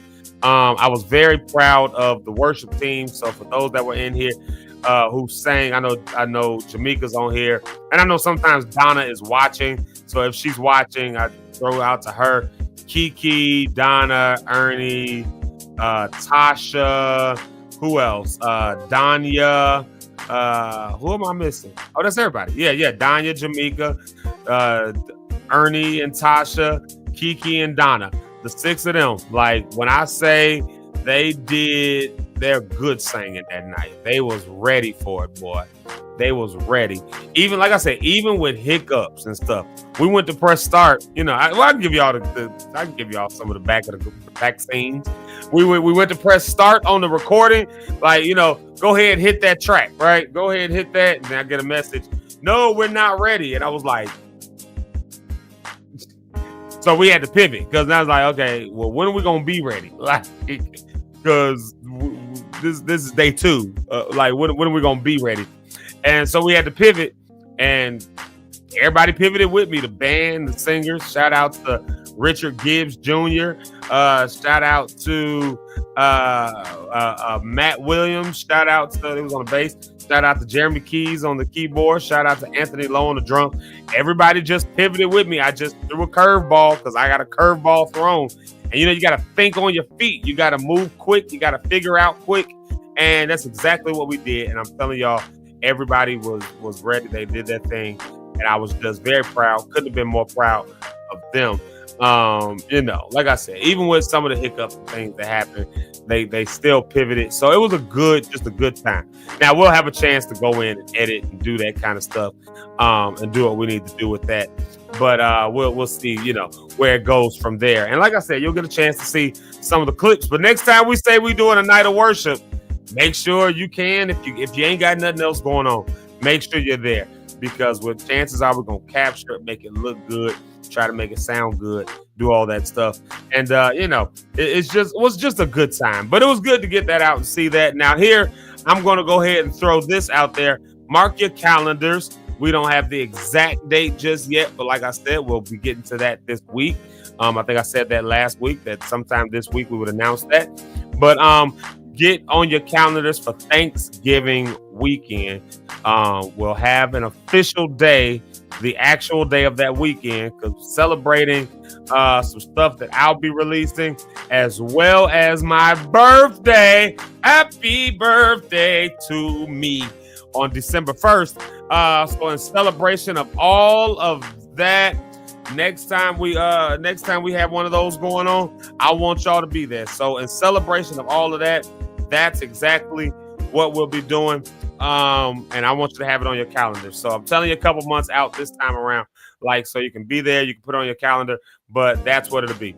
So yes, the weekend of Thanksgiving. I don't know what that weekend is going to be. Not what that weekend is going to be. I know what the weekend is going to be. I don't know what day it's going to be. We're toying between, are we going to do it like on that Black Friday, or we're going to wait till, like, you know, Saturday and do it? We're just toying with what's the best time to do it for a number of reasons. And because that's already a long weekend. So we're just toying with that. But my birthday is on that Monday. And we even toyed with doing it on Monday night, you know, but of course, the budget's coming out with. So we're just trying to figure out what actual day. You'll hear about that this week, though. This week we'll announce that, and you can officially mark it on your calendar that I'll be doing another live show. And you ain't gonna want to miss it, because I like doing intimate stuff. We tend to have kind of a cap when I do something on how many people can be there. Like, so this might be a cap of like, this might cap out at like 100 people, y'all. Like, I'm just saying that. So Lockstars, I'm letting y'all know. Yeah, we might cap it off at like 100 people. So, you know, and I'm going to record that one. So you definitely want to be in there for that. Yeah, this was a good opportunity for me to see what I had in me, and just see, you know, get the bones moving, the blood flowing in that area, being on stage. I've done a few things lately that was centered around stage and all that. So this was, you know, this past Friday, just a great opportunity to do that. You know what I mean? Just a great opportunity to do that. And I figured something out, y'all. I still got it in me. I could have gone. I kid y'all not. I could have done another 2 hours and been all right. I could have did another 2 hours and been all right. Yeah, I could have done that. So let's see here. I said good morning to Sister Regina. Yep, I said good morning to her already. Then we got bro. She said, "Oh, she missed the opportunity to see Ernie Allen." Yep. He was there. He was in the sound booth with me. He was recording, so he didn't play, but we had Richard Gibbs on the organ. So Ernie recorded for me. So we'll see what that is. I got to link up with him this week actually. So I'll tell him you said hi. Let's see here. Hood said it was a dope show. We did our thing, and hope to see us do it again. Yes, Hood will be doing it again. Like I said in I was going to say in September, Jesus Christ. In December, November/December, somewhere in there. Probably the end of November. So we'll be doing it again. There's that. Let's see. Brony says, next time go live so we can watch it. Well. You got to wait till it comes out to be able to watch it, we go live with everything else. I've been telling people, you want to catch me live, you got to catch me on Sunday morning at 12:30. Because or 7:30 in the morning over here. But a lot of this music stuff, especially if we're recording, can't go live with that. So I know in November we'll actually be recording. I'm going to do like a recording of some music. Like that's going to be a recording. So that one absolutely won't be able to go. It won't be able to go live in December. That December, November, whatever that'll be, won't be able to go live. So you got to mark your calendar, bro. You got to mark your calendar for that one because we won't be going live. Or you just got to wait till the stuff comes out. That's that. Shout out APC Morgan Park. I think that's Pastor Bill on there. Is it 9 o'clock? Oh, Lord. It is 9 o'clock. Shout out to Pastor Bill. Said it was a high time in the Lord. I'm going to take his line from that old song. Higher, higher, higher, higher, higher, higher. Yeah, there it is right there. It was a high time. It was a good time. So that's part one of something that we'll just continue to do more and more of. So y'all, and I'm going to tell y'all another thing, though. I will say this much about the going live thing. And this is a conversation for a whole nother day. We're going to take a music break, but what I'm about to say is a conversation for a whole nother day. But, I don't know. Like, a lot of stuff that be going on with some of these churches going live. Like, there's like I don't want to say there's a groundswell around this, but there's a lot more people who are coming out saying that they're struggling with the idea of churches going live. Again, that we're not going to dive into that as a conversation. That ain't where I'm at with it. But that's a conversation for a whole nother day around churches going live, because like so many of those private moments that happen, like people at the altar, especially if you come out of a Pentecostal, a charismatic Pentecostal movement, there's going to be lots of crying and tears and dancing, and somebody might take off running. And, it might be those vulnerable moments, maybe a prophecy or something that's given out, like something like that. And then they get caught live. And then before you know it, it's on Church of Laugh or, something that ends up on, I don't know, Larry Reed. I was going to say Larry King. On Larry Reed or one of these other people like Social E-Fire with Rock Leach. Like, ends up on these little gossip sites and things like that. Like, and then y'all remember Andrew Chad Caldwell. I'm not gay no more. Remember all that? Remember that whole thing? That whole phenomenon. And so that was like a whole groundswell. I don't want to call it a groundswell. I don't think it's a groundswell yet. But I do think there's a growing amount of people who are starting to say, like, we need to, like, really manage what we're putting live, what we're putting out there live. I mean, like they're starting to say that now. So I don't know. So those nights of worship that I'll be doing and stuff like that, it almost kind of makes me say, I feel like, catch me live in the situation. Look, matter of fact, speaking of catching me live, look right there, boom. Every Sunday, 12:30, I'll be on there. Yeah. Like, it's almost like catch me live in these moments, but in these more intimate moments, almost like not going live. Almost like that to be just right there in the room for the intimacy that can happen, for the love that can be shared in that room. And then, we'll be able to pick apart and edit and do all that kind of stuff. But anyways, we're going to come right back. I'm a few minutes over. I'm trying to be better about this. We're going to come right back after these couple of songs right here. And then I want to check in with y'all about this human value proposition, this thing that we discussed last Thursday with my cousin Jerry Thompson, and just check in with y'all. Have y'all been kind of using that to your advantage? Have you been seeing your value and your worth? We'll talk about that a little bit. And have you been making some changes going into this week? I wanted to talk about this yesterday, but I took the day off from the show. So we'll talk about it today. Are you going to use that this week? How are you using it this week? This human value proposition. What is your value? What are you actually bringing to the table besides just work? What are you bringing to the table? And how are you using that now to your advantage, or beginning to build it so that you can use it to your advantage so that you can be fully who God made you to be? We'll talk about that when we get back in a few minutes here. Right now, here's a couple songs y'all know I've learned to love, and I'm going to play them again because I love them. And we'll be right back. See you in a minute.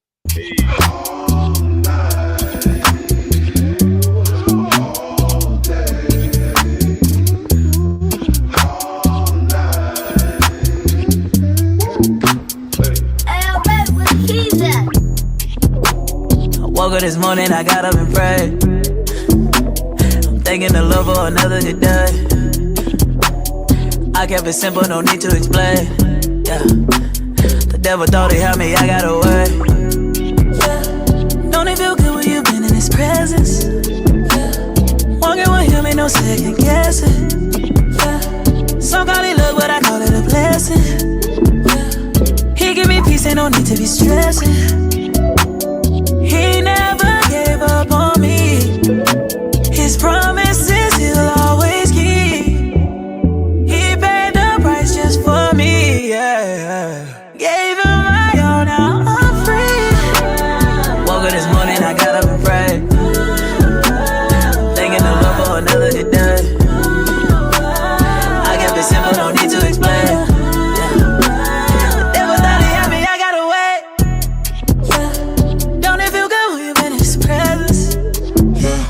Walking with him ain't no second guess. Somebody love, but I call it a blessing. He give me peace, ain't no need to be stressing. He never gave up on me. His promises he'll always keep. He paid the price just for me. Gave him my all, now I'm free. Woke up this morning, I got up and prayed. Thinking your love for another good day. I kept it simple, no need to explain. Never thought he had me, I got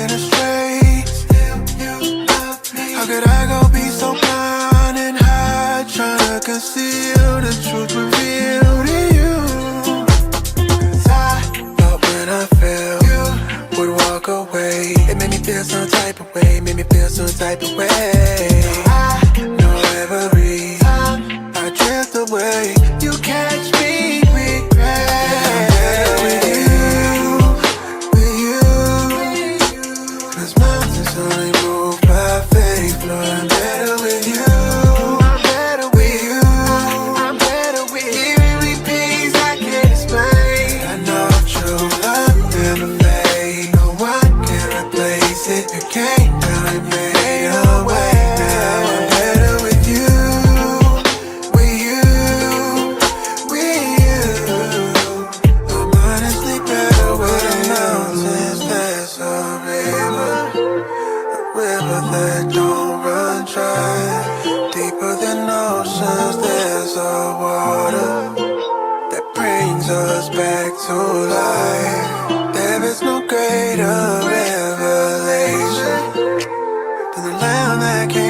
sacrifice. Nobody, I know who I gotta do. I'm better with you. I'm better with you. Hey. 'Cause mountains only move by faith. Nothing ain't gonna move.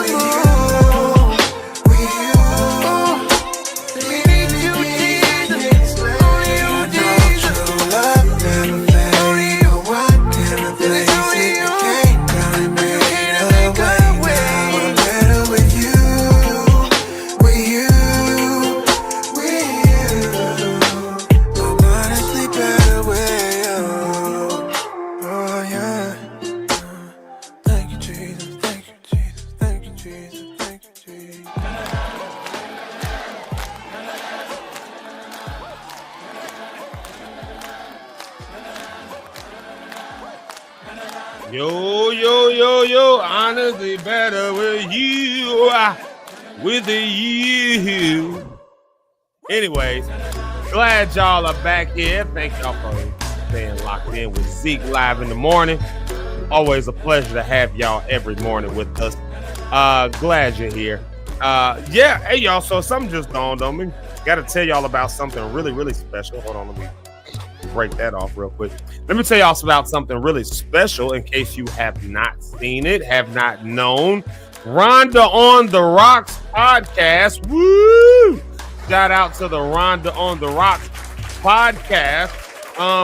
In case you didn't know it, she just released a new episode. We talked about it on Friday when she was here, but she just released a new episode this past weekend, which had me on it. Oh my God. Yes, ZekeLive was the special guest on this particular episode, and I had a chance to listen to it. It was a pretty good episode.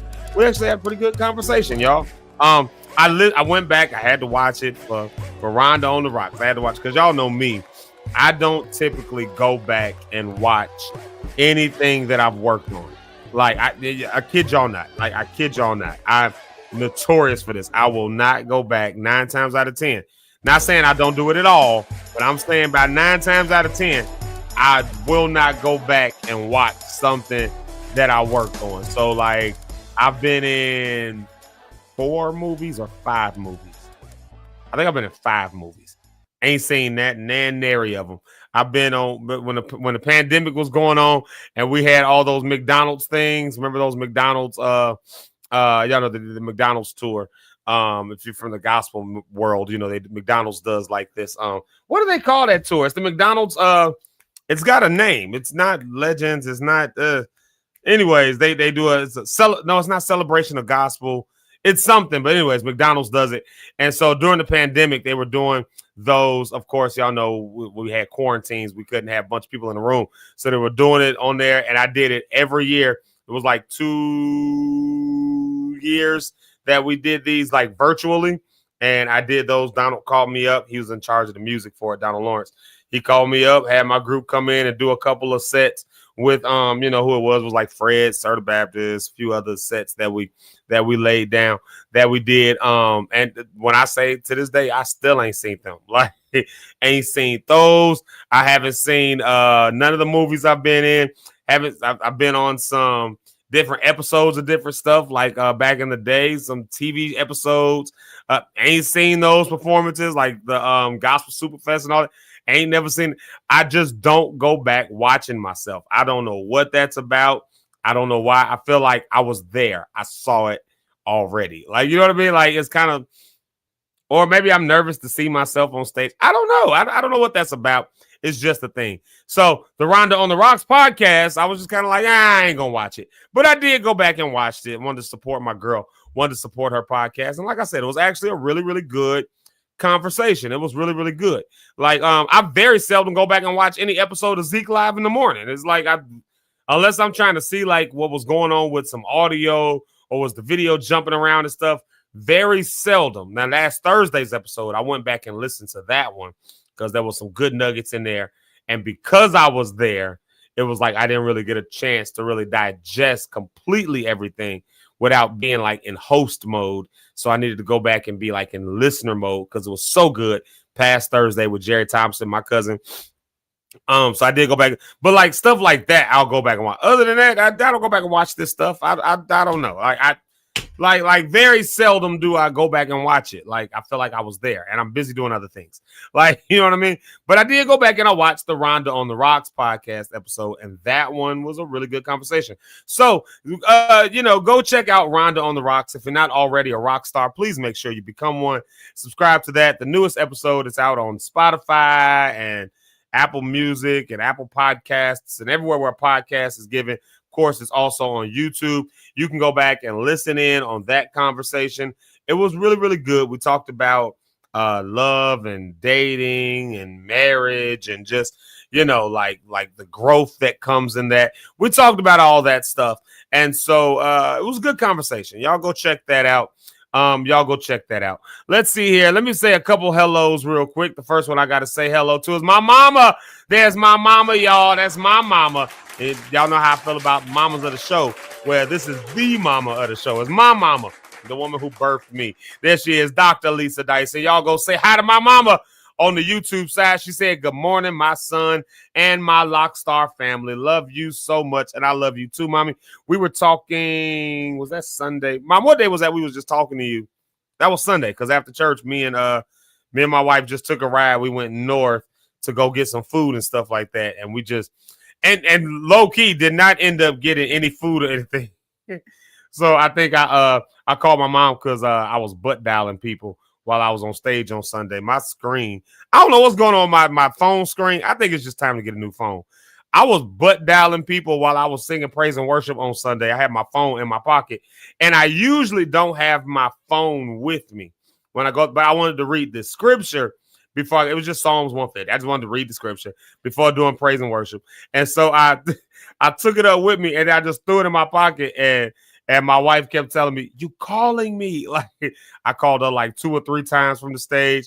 I called my mama from the stage. I called like everybody that was in my recent calls. Like, I just kept calling them. Like, so anyways, that happened. So apparently if you want to call from me, just wait for me to put my phone in my pocket and butt dial you, and you'll get a call from me. Now, I won't know I made that call. You'll just get a call from me.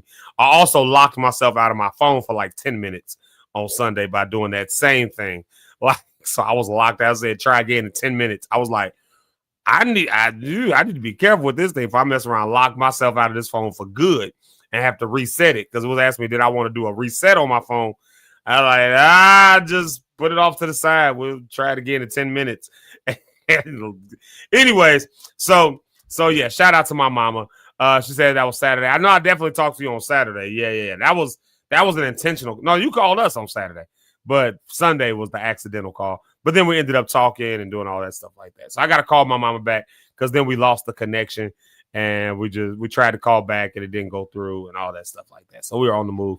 And then Bronya says, tell Pastor Bill Ellis that Sunday is football Sunday. There you go right there. She said, you said it, Bronya. I didn't say it. You said it. Sunday is football Sunday.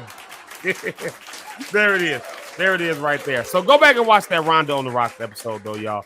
I did want to at least give a shameless plug on that. Great episode. Great conversation. We got to a certain part, and I was like, oh, no, not me taking over the podcast. Like, I started asking Rhonda questions. I was like, I don't mean to take over your podcast, but let me do it. But it was just a great, engaging conversation. And the particular question that I asked her, you'll definitely want to go and see it. It was about loss. Which loss was worse? Not to compare losses, but which loss was worse. And if you want to know what I was talking about in that, you got to go watch the Rhonda on the Rocks episode that was just uploaded recently, featuring yours truly, ZekeLive, that amazing guy. All right, what are we supposed to be talking about right now? Human value proposition, the human value proposition. So speaking of things to go watch, I'm going back on last week because a lot of good stuff got released, and just out of my camp and my circle of friends and family and lock stars and all that, a lot of good stuff got released just last week. There was the Rhonda on the Rocks thing. There was, of course, the night of worship that we did. There was, just good episodes that we had. But one episode that we did last week that I keep harking back on because we're going to have my cousin back on. We already talked about it. We're just going to set a date. But before we have that conversation with him back on, it's going to be good for you to go back and check out this episode on Thursday. I know I got to chop it up. I have not had a chance this weekend to do it. I knew I wasn't going to get to it this weekend.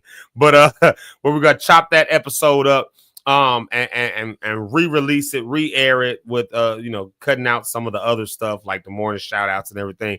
And you could just get into the time that we had in conversation with him. But it's going to be good for you to check that out because we brought up this thing called the human value proposition. And this was something that was born out of a conversation that he and I were having. I feel so honored and blessed to have these conversations that turn into these amazing things like, you know what I mean? But he brought this up, brought this to our attention. And I will throw this back on there as well. If you want a certain document that was printed up, send this email with it. You don't have to send a whole line. You don't have to send a whole bunch of stuff. All you got to do is put in the subject line the word value. Okay. Send it to Jacked World. That's JAT World, WORLD. For those who went to public school, JATWORLD 125@gmail.com. Put the code word or the subject header, put in the subject line the word value. He's going to send you this document that we were talking about with this human value proposition. It's really easy to read. It's not like a long book. It's nothing like that. It's just something you can kind of follow along with as you watch this episode. But I got a question for y'all, for those who did see that episode, who did watch it, and then for those who maybe have not watched it, maybe you'll watch it, but now you can go into watching it with this in your mind. How have you put that to use? And if you haven't, that's totally fine as well. But how have you put knowing your own value to use? Maybe it wasn't that you put it to use in the physical form yet, in the physical sense yet, but maybe it's just awaken your mind. And now you just open your eyes and you realize, hey, wait a minute, I'm better than that.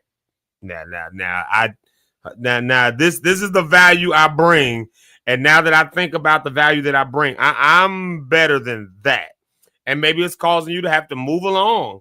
Maybe you see what you bring to the table and it's making you say, oh, you know what? It's not even that I'm better than that. This just don't align.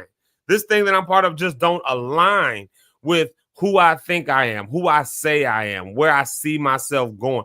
And maybe you find yourself in that boat, in that position, and you say, hey, I got some moves I need to make. Maybe that job you're working isn't quite aligned with where you see yourself moving, with the value that you say you bring. Maybe you see and this can go in so many different aspects. Maybe that's your some social club that you're a part of, some group, some church that you're a part of, maybe some, just a group of friends that you hang out with, and you say, wait a minute, this isn't serving not only the purposes of what I want to do, but this is deeper than what I want to do. This is about who I am.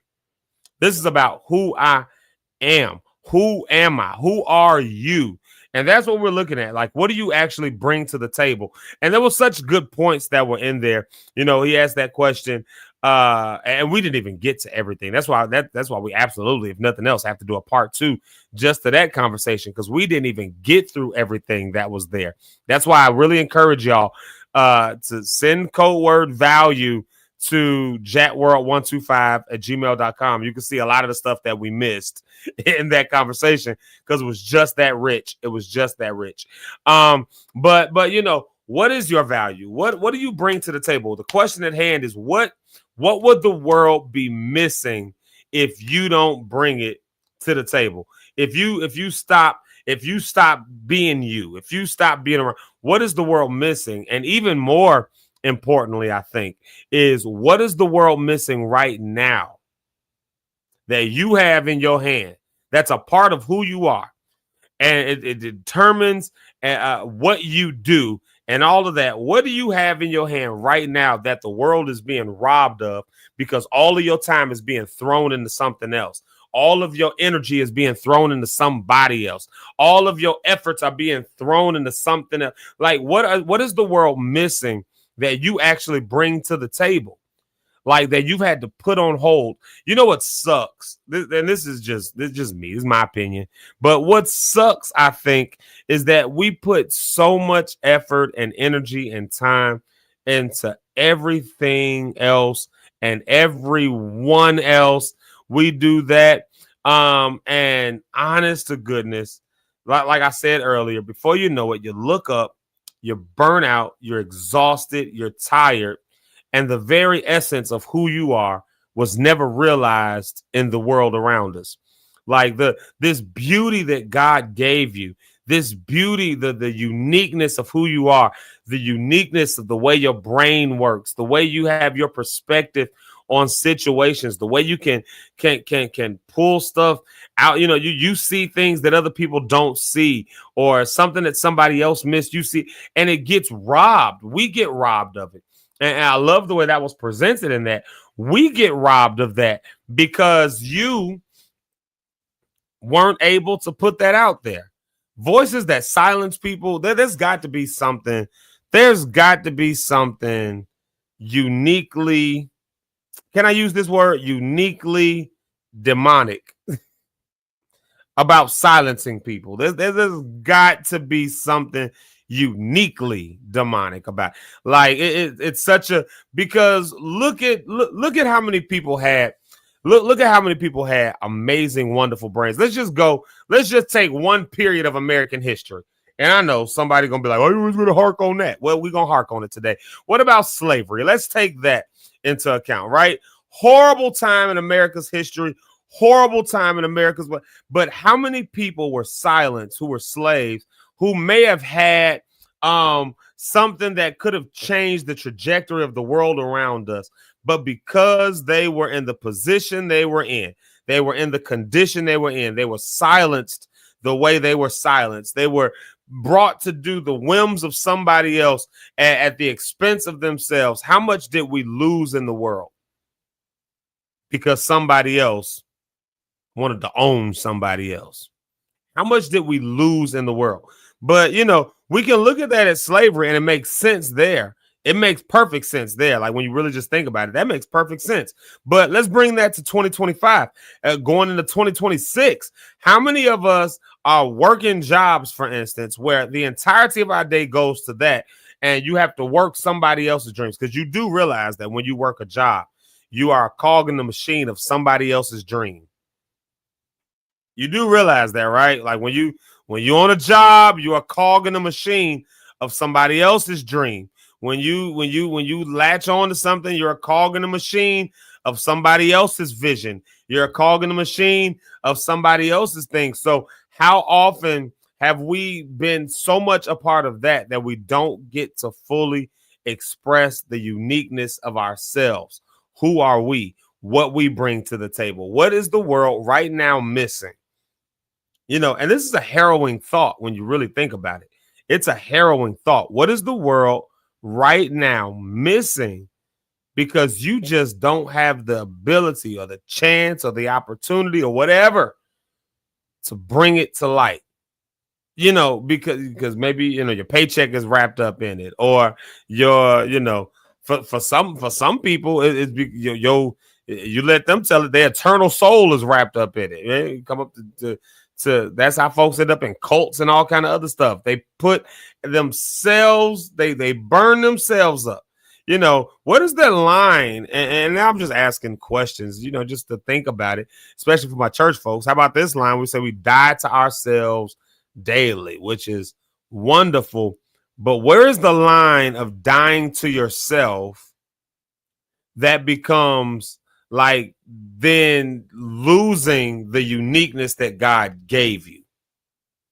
Like, because I think there is a line that happens there. There's a line that's going on right there. And if you're not careful, then the uniqueness that God made you to be, you'll try to conform it to somebody else's idea of who you should be. But again, now, what is the world being robbed of in that sense? What is the world being robbed of in that sense? I'm telling y'all straight up, after those conversations, and it started, like I've been privy to it, of course, before Thursday. I was privy to it. That's what made me say, Tony, you got to come on the show. We got to talk about this. We got to talk about this on the show. So I was privy to this conversation beforehand, but radical jolt, radical change of thought that makes me say, wait a minute, no. I need to do this, and that. This area has been it's co-opted, the word I'm looking for, but y'all know what I mean when I say it. It's been taken over My ability to do this has been taken over by me doing that. My ability to go here has been taken over by my being over there. My ability to say that, so who am I robbing? Am I just robbing myself? Well, if you believe in that what you do is to build kingdom, for my church folks, if you believe that what you do is to grow and create a better world around you, just for everybody on a universal standpoint, like if you believe that's the case, then that means every moment you don't do it, you rob the world. And so what have we been robbing the world of? Do you see who you are? Do you see what you bring to the table? Do you really believe in that? And this is a form of a check-in right here that I wanted to just hark in on a little bit. It's a form of a check-in. But what is the world being robbed of because you're unable to do it? Like, what is the world? What is your family being robbed of? What is your community being robbed of? What is your church being robbed of? What's your friends group being robbed of? What is the world at large? Maybe you've got, I don't know, maybe you've got a formula that can be used that they'll take it and do a chemical breakdown and come to find out this is wild, but it's the cure for cancer, come to find out. But because you can't really ever dive in and do it and just, this becomes just a recipe that you and your household eats. But because you always had these dreams and these goals of doing something bigger with it. But, I got to make the money, y'all. I got to go to work. Or because, the church, we got to do this and I'm on the team for that. Or maybe it was, your kids got things, kids be living their best lives these days. They got all kind of sports events and all kind of stuff. And so maybe it was like, I just got this to do. Maybe it's your household. Hey, I got to take care of these responsibilities. And that stuff is fine. But again, what is the earth being robbed of? What are we robbing the world of when we don't recognize who we uniquely are? And so my check-in with y'all today, this portion of check-in, if you haven't done so, two things you can do. Number one, you can go back on last Thursday's episode. That's Thursday, the 25th, Thursday, the 25th of September. Go look at Thursday, the 25th of September. You're going to look up the name Jerry A. Thompson. He's not up next. I'm just using that because that's the banner that's there. That's the name you're going to be looking for right there. So that's my first thing. Look for that episode if you haven't seen it. And if you have seen it, I would still recommend going back, listening to that conversation. I would still recommend that. And people have been talking about that episode for all weekend. I promise y'all. So that's the first thing. Second thing, I would encourage you to email this right here. And before you even go watch that episode, check out this and it's easy. It's easy to read. It's not like a book or nothing like that. It's not just like a bunch of words. It's got some pictures and stuff in there. But it's something that's easy to read, something that just jolts your mind. So the conversation from that standpoint makes sense. Send the word value in the subject line to jackworld125@gmail.com. Do that. And then start asking yourself these questions. What am I robbing the world of because I refuse to do it? I know I got stuff that I'm robbing. That's how we rounded up on this date for November. That's one of the ways we rounded up there. Because I know I got stuff that I get caught up doing other things and I'm robbing the world.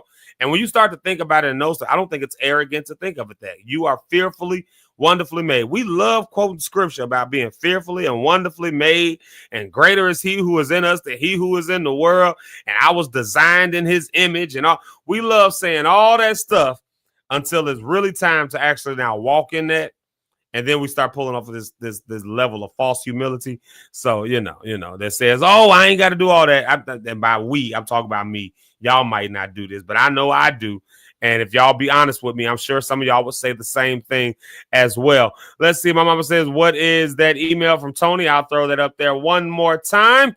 In the subject line, you're going to put the word value, JatWorld125, JAT World125@gmail.com. And then also, let's say a shout out to Miss Ursula Ellis. Shout out to her.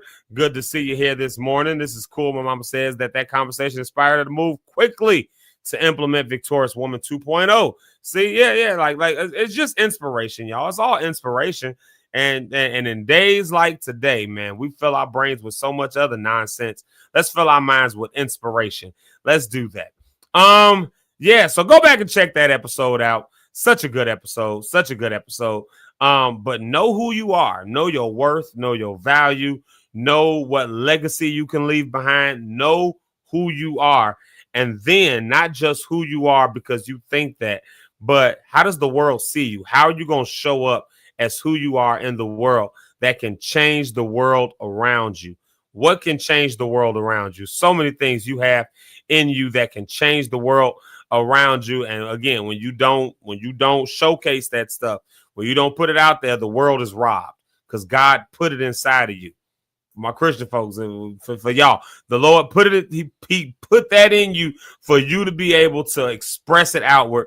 And so when somebody takes it and shuts that down and silences it, that's a unique form of demonicness, I think, the unique form of demonic activity. And so you might need to check out the demonic activity you're sitting around, because if somebody's silencing your voice, silencing your effort, silencing who you are, you might want to check up on that. You might want to check up on that. So, all right, y'all, let's do this. That's my check-in with y'all. Go check those episodes out. A lot of checking going on. But, check your friends, check your neighbors, check your enemies, check everybody that's around you. Check out that episode from last Thursday, the 25th. Check out that document that I sent you to send on the email. And then check out past star Rich Holmes, who we going to bring to the stage. Let me get him a cool track. I'm not going to take a music break. I'm just going to do this. Y'all, welcome to the stage, my friend, my brother, the one and only Pastor Rich Holmes. Hey, what's happening? What's going on? What's cracking like a Doc? Hey, man, it's all good. How you feeling on today? Tired still, but yeah. Another day, huh? But you're tired. I understand. Tired Tuesdays. Tired Tuesdays happen. Tired Tuesday, yes. It's Tired Tuesday because I didn't take I don't got a good day for Monday, but just I didn't take a day Monday like I was supposed to. Like okay, that's what happened. I didn't take recovery Monday, huh? Yeah, I guess. Yeah, I was supposed to have a recovery on Monday, and I did not take it. I went downtown trying to find ice, like ice, like real ice, huh? Like real ice or ice? Well, ice, the ice cold soldiers with masks on their face. Who trying to find those certain cowards who put masks on their face and tackle old ladies to the ground, chasing people and all that, the cronies of the president. We were trying to observe some of that stuff, a lot of stuff that's been going on with that and all those other pieces, and making sure people know their rights and all that. So I was supposed to be resting yesterday, not doing nothing. I went out there with them yesterday doing that. Like, that's good, man. I mean, that's great. That's needed for sure, man. Kudos to you, bro, for sure. Well, thank you. You know what I mean? And more people need education on it. Like I am those people. That is me. Just to kind of learn to understand what's happening. And you know what I mean? The more I'm around like community and talking to more circles, it's just like, ooh, I better educate myself a little bit more in this space. So I think it's important to gain knowledge in that, and at least with the world that's going around you, to help it make a better, so you can do what you were saying. There's something inside of you to make an impact, I believe, in those spaces and those communities as well. So yeah, absolutely. It's sad to see, like, if nothing else, it's not just sad to see, it's really disheartening to see, nonetheless, the way people have been handled, treated, all that kind of stuff like that. But what's really sad above all of that is the fear that you can see in people's eyes. Like, I mean, there's like fear that you can see in people's eyes, like scared to come out. Like, so they were leaving from downtown, going out to Broadview just to observe. Just come on, Broadview. Broadview. Yeah, I got a couple calls I need to make around Broadview actually, and around what's going on out there at that facility. I got to use my my voice now to reach out to some influentials out there. But but I wasn't able to go out there with them for that. But I mean, it's just even the aspect of, there was a couple people that was with us and was like, only go out there if you feel comfortable, because they were of Hispanic descent. Like, if you don't feel comfortable going out there being right in that, please don't go. If you think it's going to be like the fact that you got to preempt something in America, the land of the free, with Don't go there if you don't feel comfortable, because we know that could turn to a whole nother situation, and we don't want that. Just because of the color of their skin, because of who they are, because he's a Hispanic person. Yeah, like that's to see that, it's just wow. So the fear that's been implemented, man, like, so my heart goes to that more than it does even to the, and I know this seems weird, but more than it does even to the actual agents themselves. It just goes to the fear that they've now instilled in people. And it's just, I mean, it's done in such a scary way. I mean, people popping up with masks and you don't know who they are in unmarked vehicles. They snatching people up. That is frightening to think of. I can see that for sure. I guess I'm trying to see, like, what is there things that we can do or programs to help in this space? I don't know if you have the answers. I'm just trying to see as I'm learning and gaining. Is it things that we can do to help out with that, to try to help them get their stuff together so they don't have no problems? You know what I mean? Like, sure.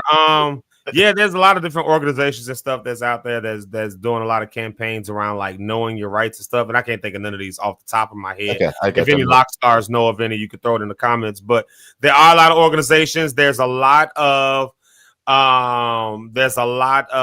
I said, resources out there.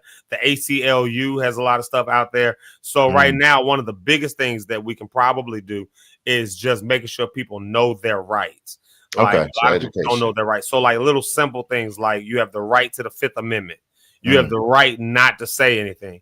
You have the right to an attorney. So before somebody gets you to sign any kind of paper, answer any kind, you have the right to an attorney. You have the right to I mean, you certain rights that you have, telling people, like, if you do get, like, don't try to fight. Don't try to do those, like, just like these kinds of things are the kinds of things that we're trying to make sure that people know. And there's a few documents and things that are out there. Maybe this week sometime, as I kind of put that more together and find some rep and everything, maybe on the show we can actually do an episode around that, because in Chicago right now, it feels like that's not as close to home, especially depending on the neighborhood you're in. But you take a place like Inglewood, for instance. Inglewood, if you'd have gone through Inglewood 10 years ago, you'd have seen everything black, and everything that was walking around would have been black. Now you go to Inglewood, about 40% of what you see is Hispanic. My site services Morgan Park, Roseland, those areas. Roseland, like 10 years ago, black on black on black, we black, y'all. Like you go through there, and now I would estimate that about 25-30% of what you see is Hispanic. A lot of Venezuelans found their way into Roseland, which is how I ended up with a couple of people. But it's the fact that now I can't get in touch with some folks who I once was able to get in touch with, because I don't know if they're hiding. Like last time this stuff happened, they went into hiding, scared that they were going to be snatched up. Like, no, I got little girls. I can't be out there. I can't afford to get separated from them. That mother is still stuck down in Venezuela, and I'm up here with the girls, and we cannot afford to lose that. So I'm gonna just go into hiding. I'm gonna go and seeing the raids and things that happen. One thing that I will throw out to everybody that you can have, I'm gonna toss it back to you, but you can have there's an app called the Red Dot app. Let me see if I can find it. Called Red Dot. So if I can show it. It looks kind of like that, and what it does is you can turn your location on with it, and it literally shows where ICE activity is being recorded. I'm sorry. So for instance, there's a Pete's Fresh Market near my house over east, where there's a Planet Fitness and all that. And 2 hours ago, there was ICE was over there, like 2 hours ago. Like community reports it. Now y'all know over east in South Chicago, that's like little Mexico. So like a lot of reportings in South Deering. Here's one right here, right on Torrance, on 97th and Torrance. All this right over by my house. Someone right there. Someone took pictures of ICE that was as they was trying to look for people and stuff like that, because they'll literally stand on the street corners and stuff like that, just grabbing up whoever they want. So that Red Dot app, let me see if I can pull that up one more time, is a good resource to have. It's called Red Dot. Y'all can see if I can just kind of get it on there, y'all can see the what that is right there. And if you download that, it's totally free. But if you see ICE agents or anything, you can report that via Red Dot or confirm reportings. It's almost like Waze. If you've ever used Waze for directions, where they say, it's a traffic accident here, and it's like It's people led. That's what Red Dot is.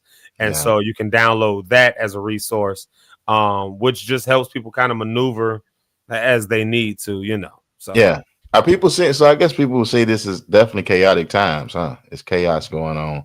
I know as talking to more people, I actually hear a lot of both sides of the story, man, on where people kind of line with this. But as I dive more into it, more people are just like the humane side. I think the humanity side is starting to come out more and more. The more conversations I'm having with people, and I'm just like, wow. So I want to always kudos to you on that, always having that approach, bro, the humane side, because the stories you tell me, like, I'm not necessarily thinking of that. I'm thinking of all the negatives, right? I'm thinking as they paint, we got to get all the drug dealers out. We got to get all the people that's bad, just terrible people out of here. And it's really starting to see it's a totally different vibe, totally different side of the story, basically. Yeah. They're not finding. That's terrible, man. To be separated, that's horrible. Yeah. The level of things they're finding with like drugs and gangsters and stuff like that. Are you going to find that? Because humans are going to be humans. I mean, you go through the hood, you're going to find gangsters, drug dealers. Neighborhoods, the rich, wealthy ones. Trust me, y'all, like the people who growing weed is your CEOs and even when it's illegal. Ask me how I know. Like they got whole things and so you're gonna find drugs and all that stuff like that. The problem is the way that we enforce the law is not spread evenly and equally. Drug usage, we know for a fact. Let's just take the Hispanic thing out of the equation. Let's take ICE out of the equation for a minute. Let's just talk about drug usage in America. Sure. Drug usage in America, we know for a fact is pretty equal along the line. So like the percentages of what you'll see in black community like we know it's pretty like the drug usage, like weed, stuff like that is equal. But you go knock on the door to Cook County prison, not prison, but jail. Go knock on the door of prison and see the people who are in there for drug charges and see how many of them are black compared to how many of them are white. See how many of them are black and brown, like compared to how many are white. Even though equal drug usage across the plane, it's good. Which means we should see something that replicates society. That's not what we see. So we know it's not enforced the same way. So now that same type of tactic is the same thing that's being implemented when it comes to this federalization of things with ICE and with all of that. So people are being grabbed up, talking about we pulling out drug dealers and gangsters and this other stuff. But that young man with the two little girls who got separated from his wife, even though they may have been here legally, and then the kids are sent over there, the husband sent over there, and the wife gets pushed down because she's crying, trying to figure out there's nothing humane about that. There's nothing correct about that. There's nothing right about that. And just as the Christian inside of me, this is why I really, really get upset, because the main people who talking about it's the kingdom of God and we're doing that are the main ones who are justifying this nonsense, this BS. Wow. They're justifying, and there's nothing inside of me, nothing inside of my heart, nothing inside of that makes me say, yeah, that's exactly what Jesus will want. That's exactly, I just can't see it. It doesn't make sense. So on every front that I look from a humane standpoint to the standpoint of my Christianity, because you ain't got to be a Christian to have the humane standpoint. But if you are a Christian, it adds another layer to why this don't work. And then just to a statistical standpoint. So you can throw everything else aside and just look at the statistics. It ain't there. This is nothing more than terror tactics that is aimed at, if you ask my opinion, it's aimed at dismantling the very governmental system that we have in order to create an authoritarian government, take things back to what it was. And and those are the conversations that I get to hear a part of, like group of people who were just talking about it, well, I'll say at least this much with black, because some of this stuff is like, specifically asked, don't talk about certain things only because they're creating networks of stuff for how to push back and fight back. But let's just put it this way. There is a concentrated effort that to take us back to what it was, and let's call it 1940. Okay. Like with segregation and everything like that. Segregation, who's in control, who's in charge, So at this point, the word Democrat it really almost has nothing to do with political party.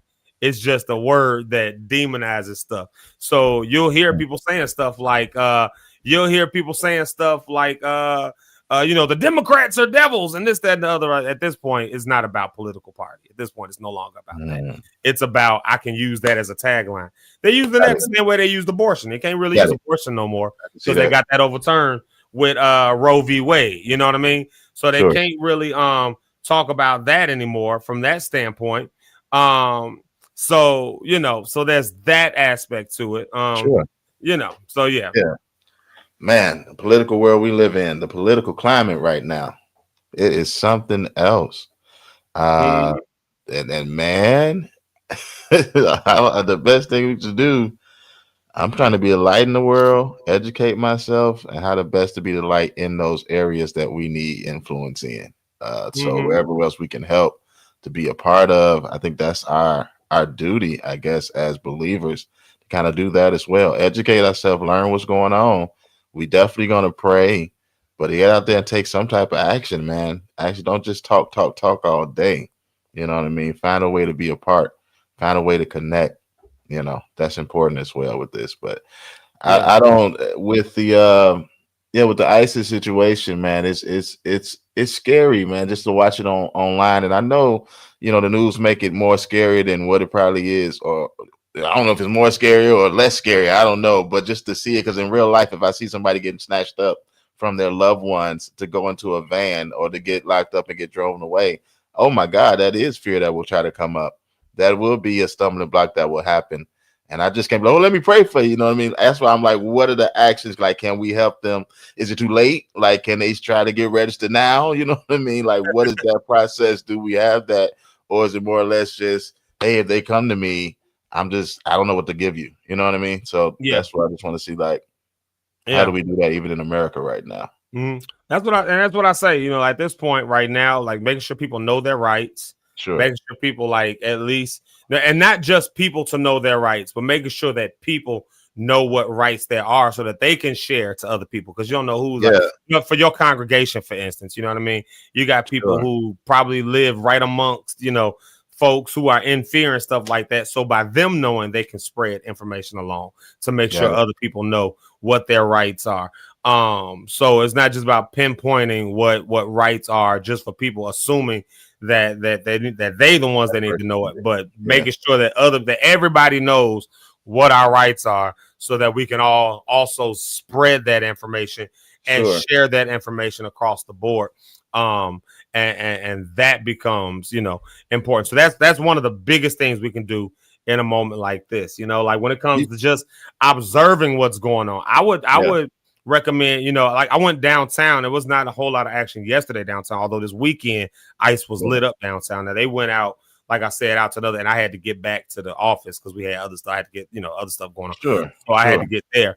So that was the case. So I missed some stuff, but observing, just going and seeing for ourselves. Sometimes just seeing something in person, when you hear it on the news, when you hear it on social media, there's a big moat in between you and what's going on. A big moat that's there, a big line of separation, so you can kind of just write it off and go on to the next comedy show or the next video or whatever that shows up, But when you actually see it in front of you, it's really difficult to see a crying woman, like, you know what I'm saying, getting pushed down by a grown man.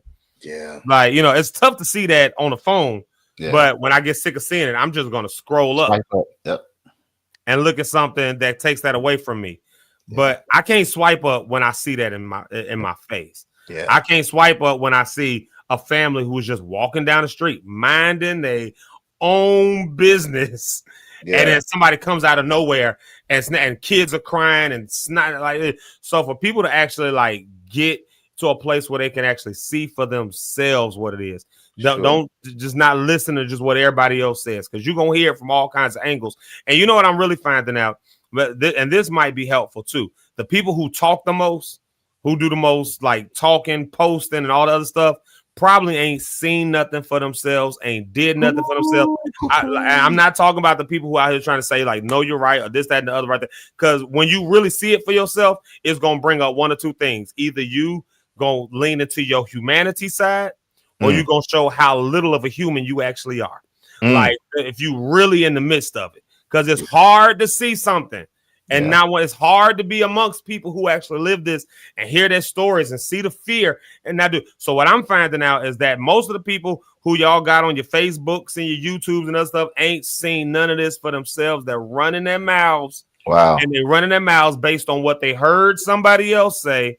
Talking about I did the research. If you talking about you did the research, there's no better research than to actually have a firsthand account. And so whatever research somebody said they did, they didn't do it. Trust me, like they're just running their mouth and they getting your clickbait and building their platforms on that. And then next thing you know, if you're not willing to do your own research, if you will, and see it for yourself, you're going to take what they say. Well, he does bring up good points. And then read this article. Go watch this. And then, no. Go out and see it, especially if you're in a major city. Go out and see what that looks like when the National Guard is moving around. Go out and see what that looks like. Do we have an issue with gun violence and other stuff? Yes. Are we trying to find solutions? Yes. But do we need to add another layer of fear and trauma on top of that? Yeah, I hear that. And that's where we sit right in the crosshairs of that.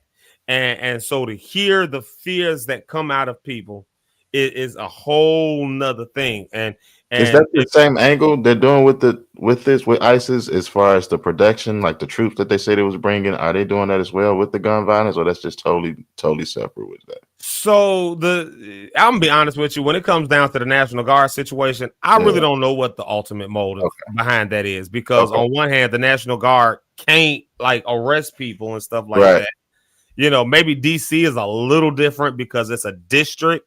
And the federal government can federalize DC as a district. Everywhere else is under the jurisdiction of the state and the city. And the United States Constitution is intentionally set up that way. I mean, it's right there in our name, United States. Every state is its own entity. And the federalization, we're a federal government, a federal republic, right? Like, so we are a constitutional republic where all of these individual states come together and have some federal things.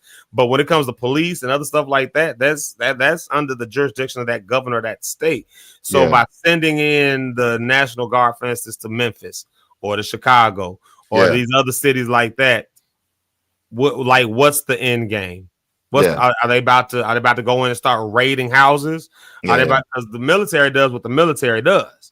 Like, so are they going in to do military things, which is essentially waging a war on our own grounds? Are they there to play police? Because they can't really actually do that. So they're just there, guns out. And what does that create? Fear. That's all it creates. It's fear. And so for the people who will lean into it and say, no, this is exactly what we want, for them, they feel safer. They feel, but what are they actually going to do?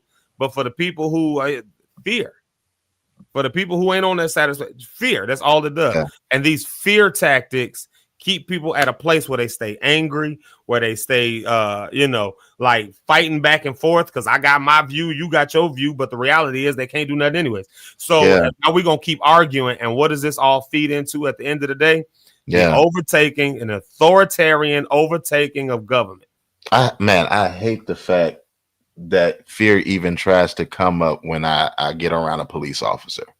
When I see a police officer, to hear those stories that people talk about, like, it's not, some people don't feel safe. You know what I mean? Most people ultimately feel fear.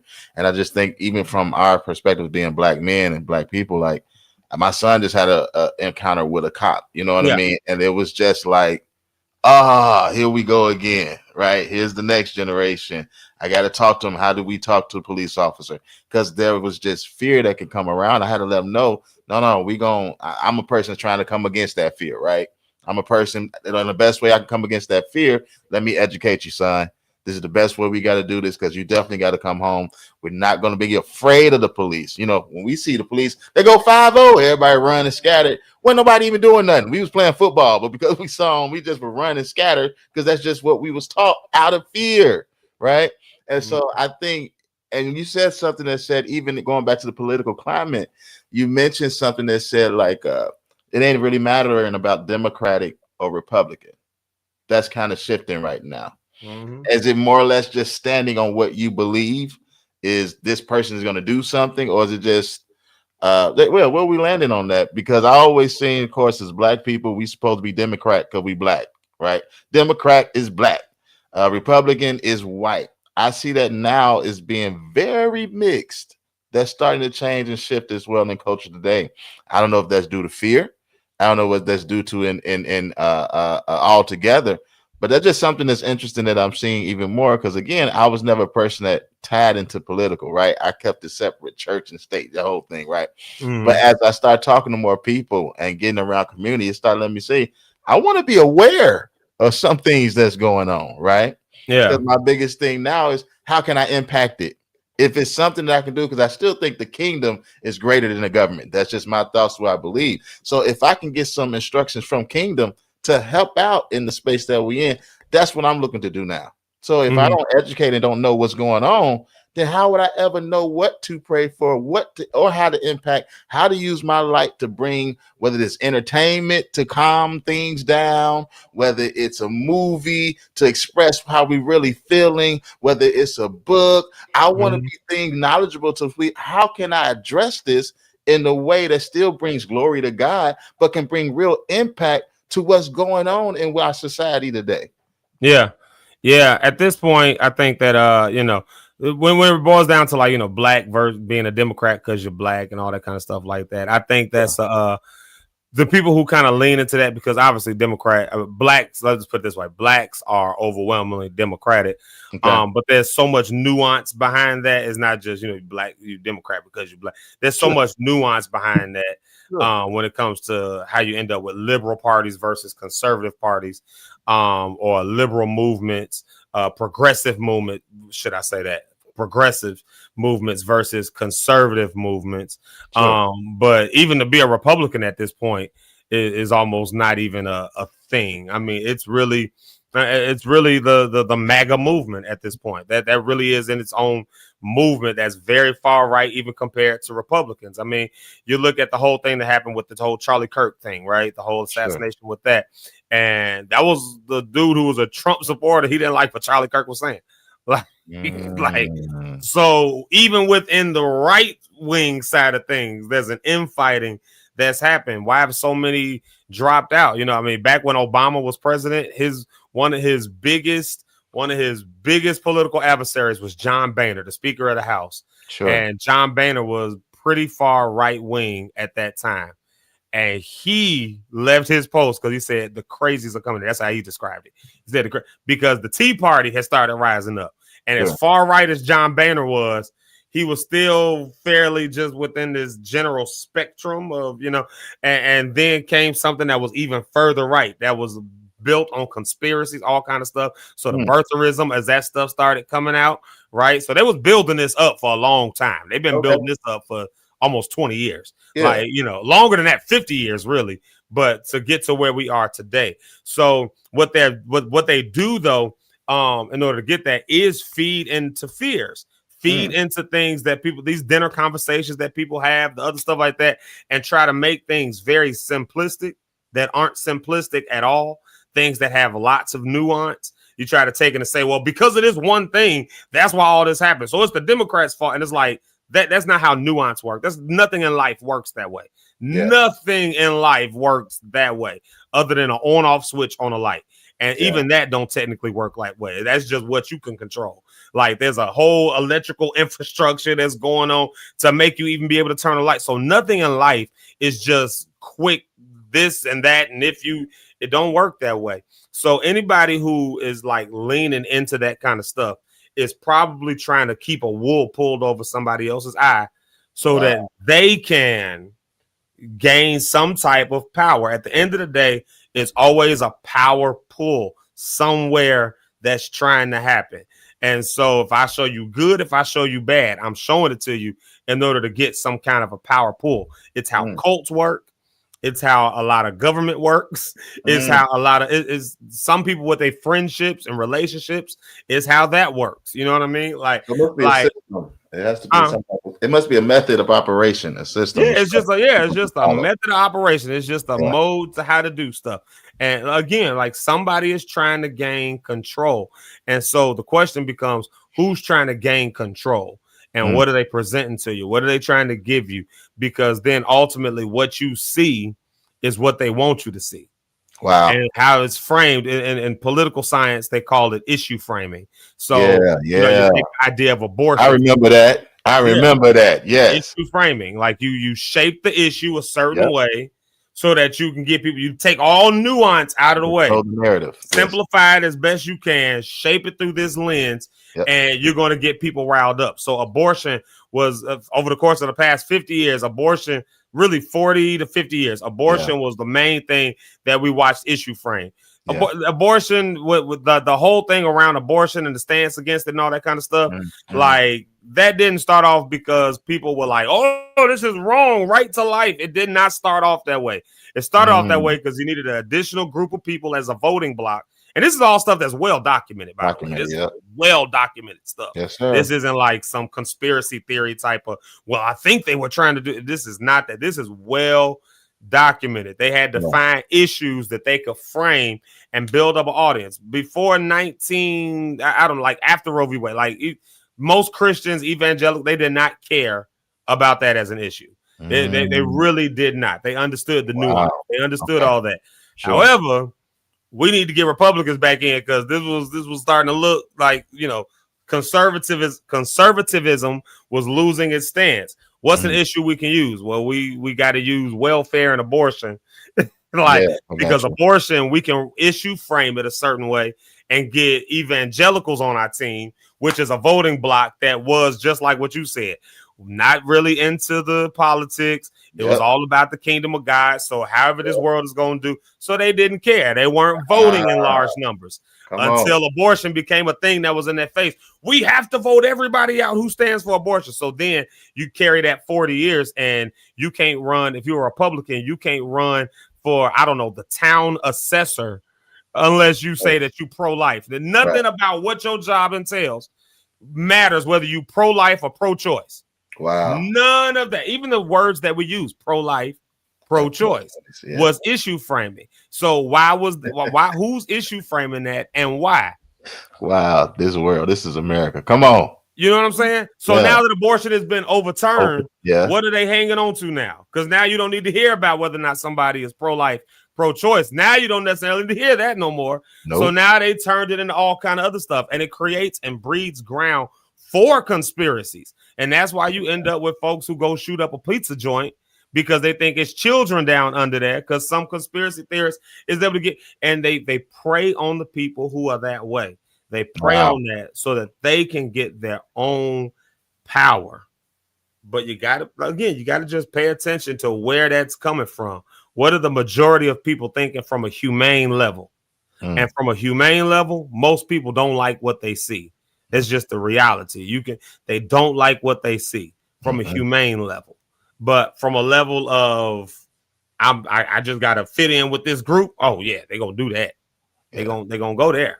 Yeah. Even tossing their humanity aside. Yeah. Wow. That was a lot, guys. That was a lot. And ZekeLive in the morning pause. That was a lot. I know, right? But again, like I said, it's but at the same token, I do think that it's good for people to read as much as you can. Get, some people are like, well, I want to hear both sides of the argument. Okay, well, put on Fox News and MSNBC. You know what I mean? Or find something like an Al Jazeera or something like that that's known to be much more center of the road. Like, this is just what it is. This is the news. This is what happened. Ain't no spin. Like, get all of those sides. Or maybe start with something like, and I'm throwing Al Jazeera out there because when I was doing my master's, that was the one. It was like, no, this is known for being a little bit more, like just this not really taking a side. It's just, this is what happened. This is maybe a little perspective, maybe start there and then look at some right wing perspective, some left wing perspective, see some different stuff. But when you start comparing things, like when it comes to this Christian movement, for instance, that many of us say we are part of, there are some things that y'all know well as I do, that we would stand 10 toes down in the pulpit and preach against.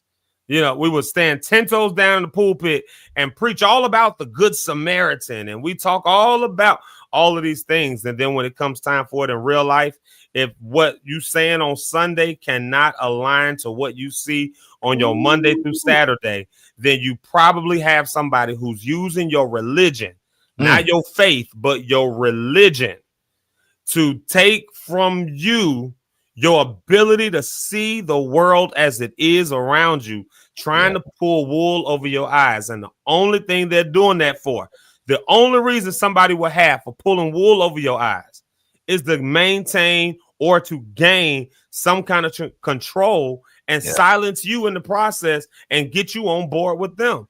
Like, you know, like, it's amazing to me that the people who cry free speech, free speech, free speech are the ones who are burning books and saying, "Oh, you can't talk to the like."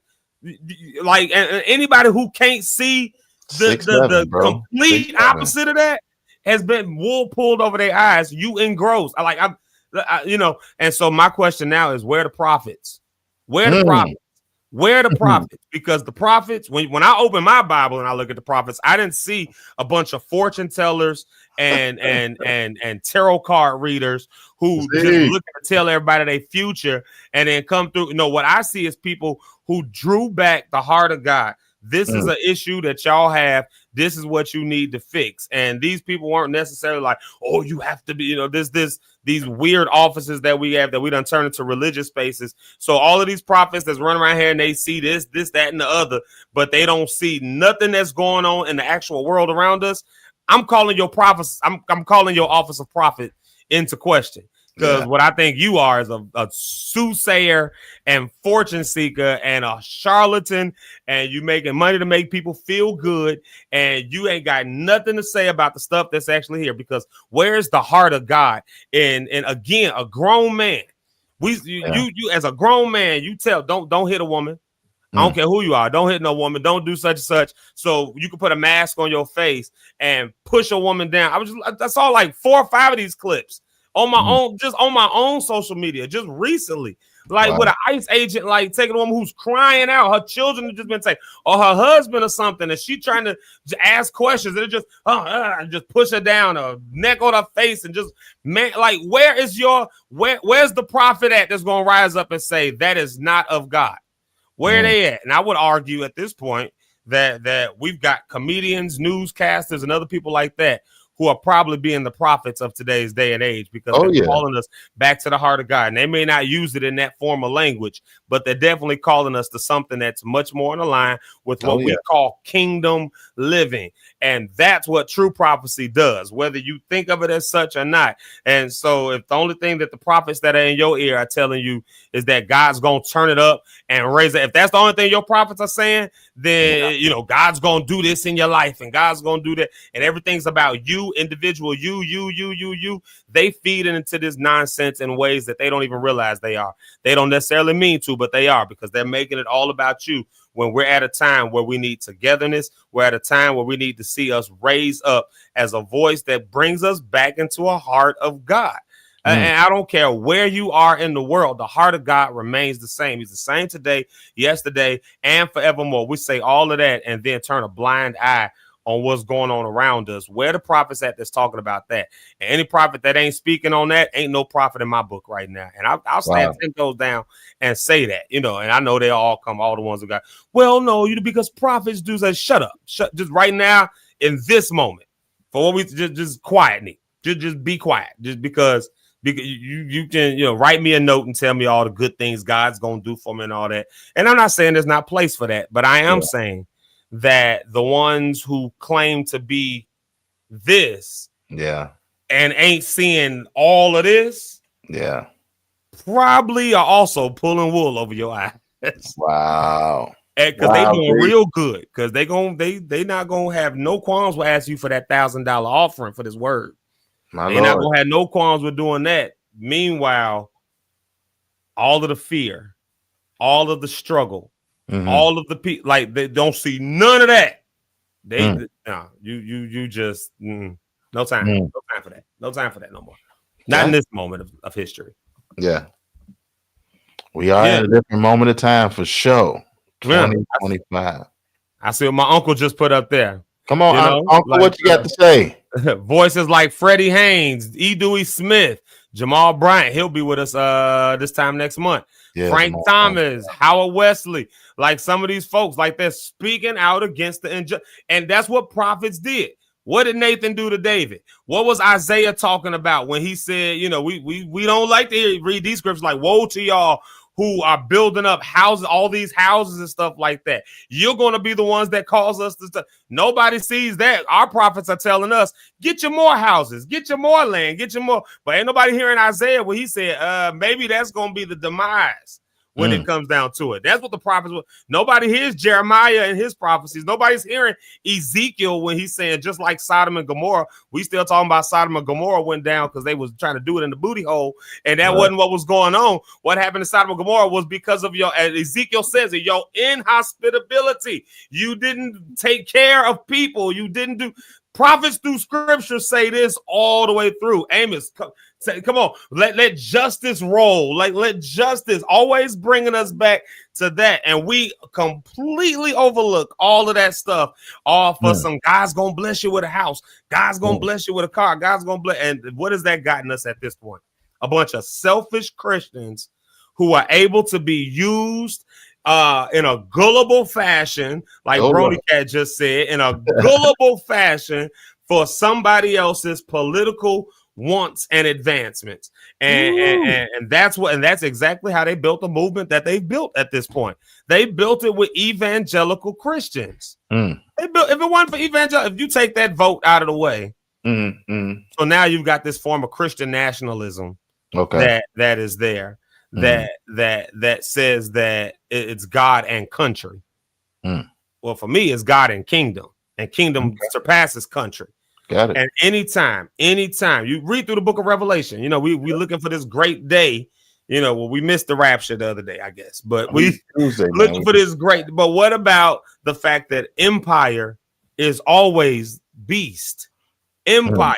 So anytime you try to attach the kingdom mindset to empire. Yeah. Remember, Lord, who's going to sit at this part of the table? Who's going to do such and such? Who's going to do this? And then that's how we get into this conversation of, you know, of Jesus saying, you know, I'm like, who do men say I am? Who do y'all say I am then? And then you see what I mean? Like, because they were looking for a kingdom here on earth. Right. And the kingdom was not about that. So anytime you attach the Jesus movement to be a earthly kingdom that has its laws like a theocracy and all this other stuff like that, you've fully taken what it is and you've taken the gospel, shifted away, and lined up with kingdom, because not kingdom, but with governmental kingdom. I mean, not kingdom of God, but governmental kingdom. You've lined it up with empire. And once you line it up with empire, empire wins. Empire is the one that wins. And so it has no choice but eventually to dissipate, because the kingdom of God can't last too long there before it all falls apart. Why does Europe look the way it looks right now? Why is America headed the way it looks right now? Because somebody keeps trying to take kingdom of God and making it a part of empire. And it just don't work. It don't. Kingdom and empire. That's good there, man. Most people see them at the same thing. That is good. Kingdom and empire. Woo! Yeah,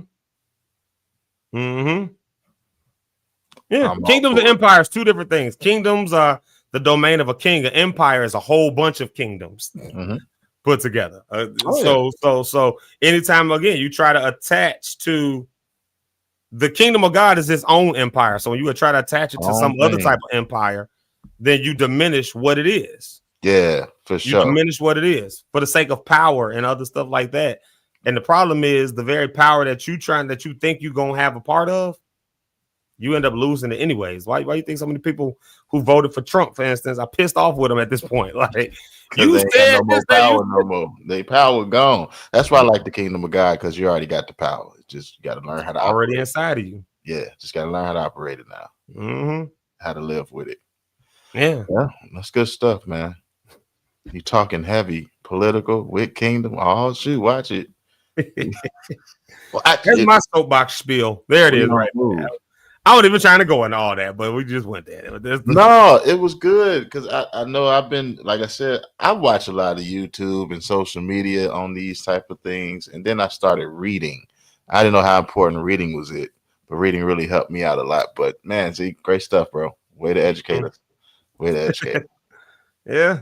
That's what I would leave people with. I would just leave them with talk to somebody who's talk to somebody who's actually impacted by fear. And we could all day say something that's easier said than done. You know, have faith over your fear, have da. But if you don't really understand the fear that somebody is living with, then everything you're saying is just what you're saying.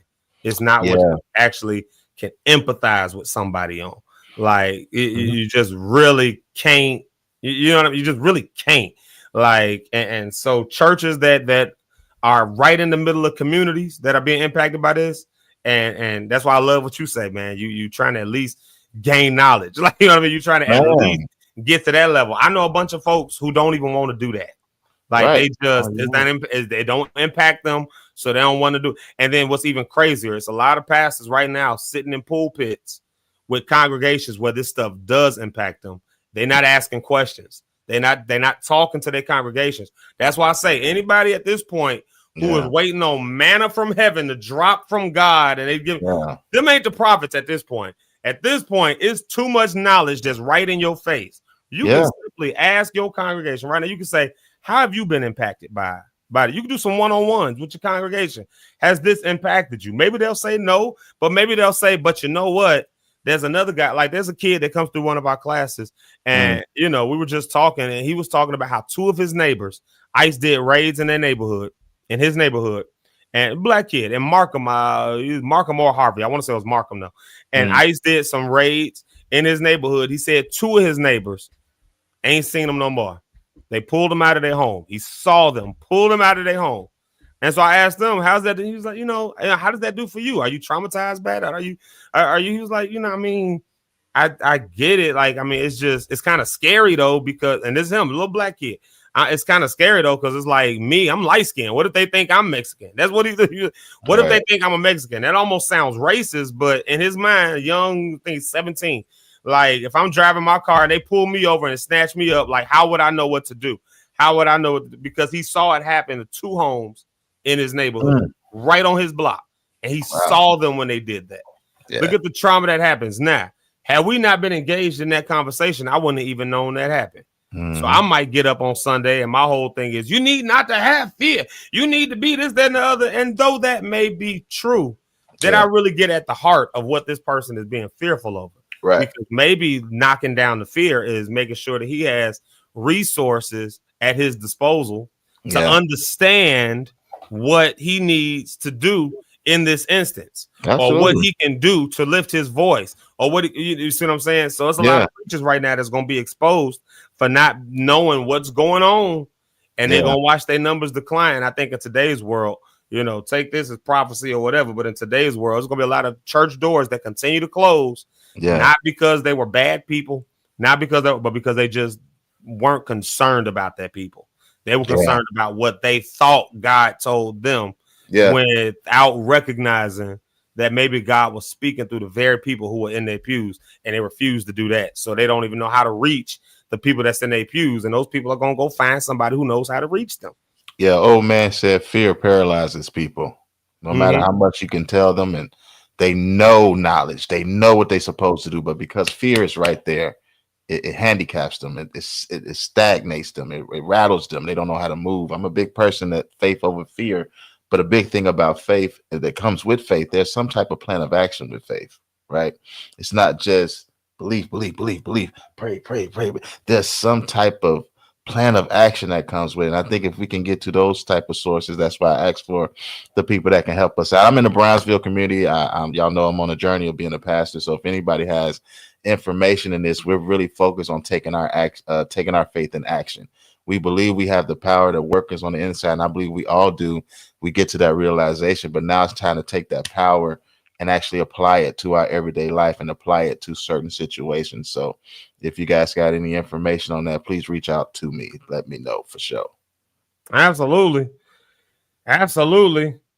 Check it out. My phone is blowing up, so I got to make a couple of calls here. Let's go ahead and get ready to get up out of here, Doc. I got to... Yeah. Oh, man, it is 10:30. All right. Yeah. My phone is blowing up. So let me take some calls here.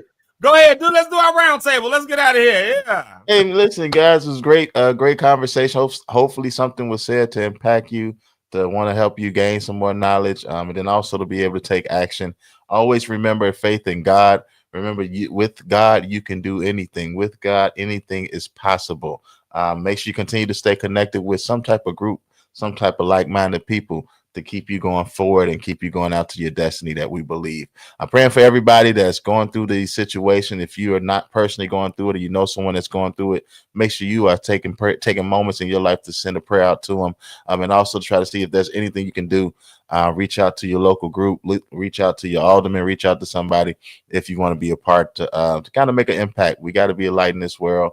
It's time to take start taking that even more seriously as we continue to go on this journey. Like I always say, life is choice driven. You'll live and die by the choices you choose to make. But I got a hint for you. Choose life. God, thank you today for this time of coming together. Thank you for this community of believers. Lord, continue to keep us safe, Lord God. Continue to provide ways out of no ways. Continue to show us ways to go. Continue to give us a plan of action while we're in faith. Continue to give us wisdom while we're in faith. Continue to provide miracles while we're in faith. Continue to give us strength to endure while we're in faith until our change come. And we'll always give you praise. In Jesus' name we pray. Amen. Talk to y'all next time. Peace. Now my mic being muted. I was saying, hey, peace out, y'all. Thank y'all so much for an excellent episode.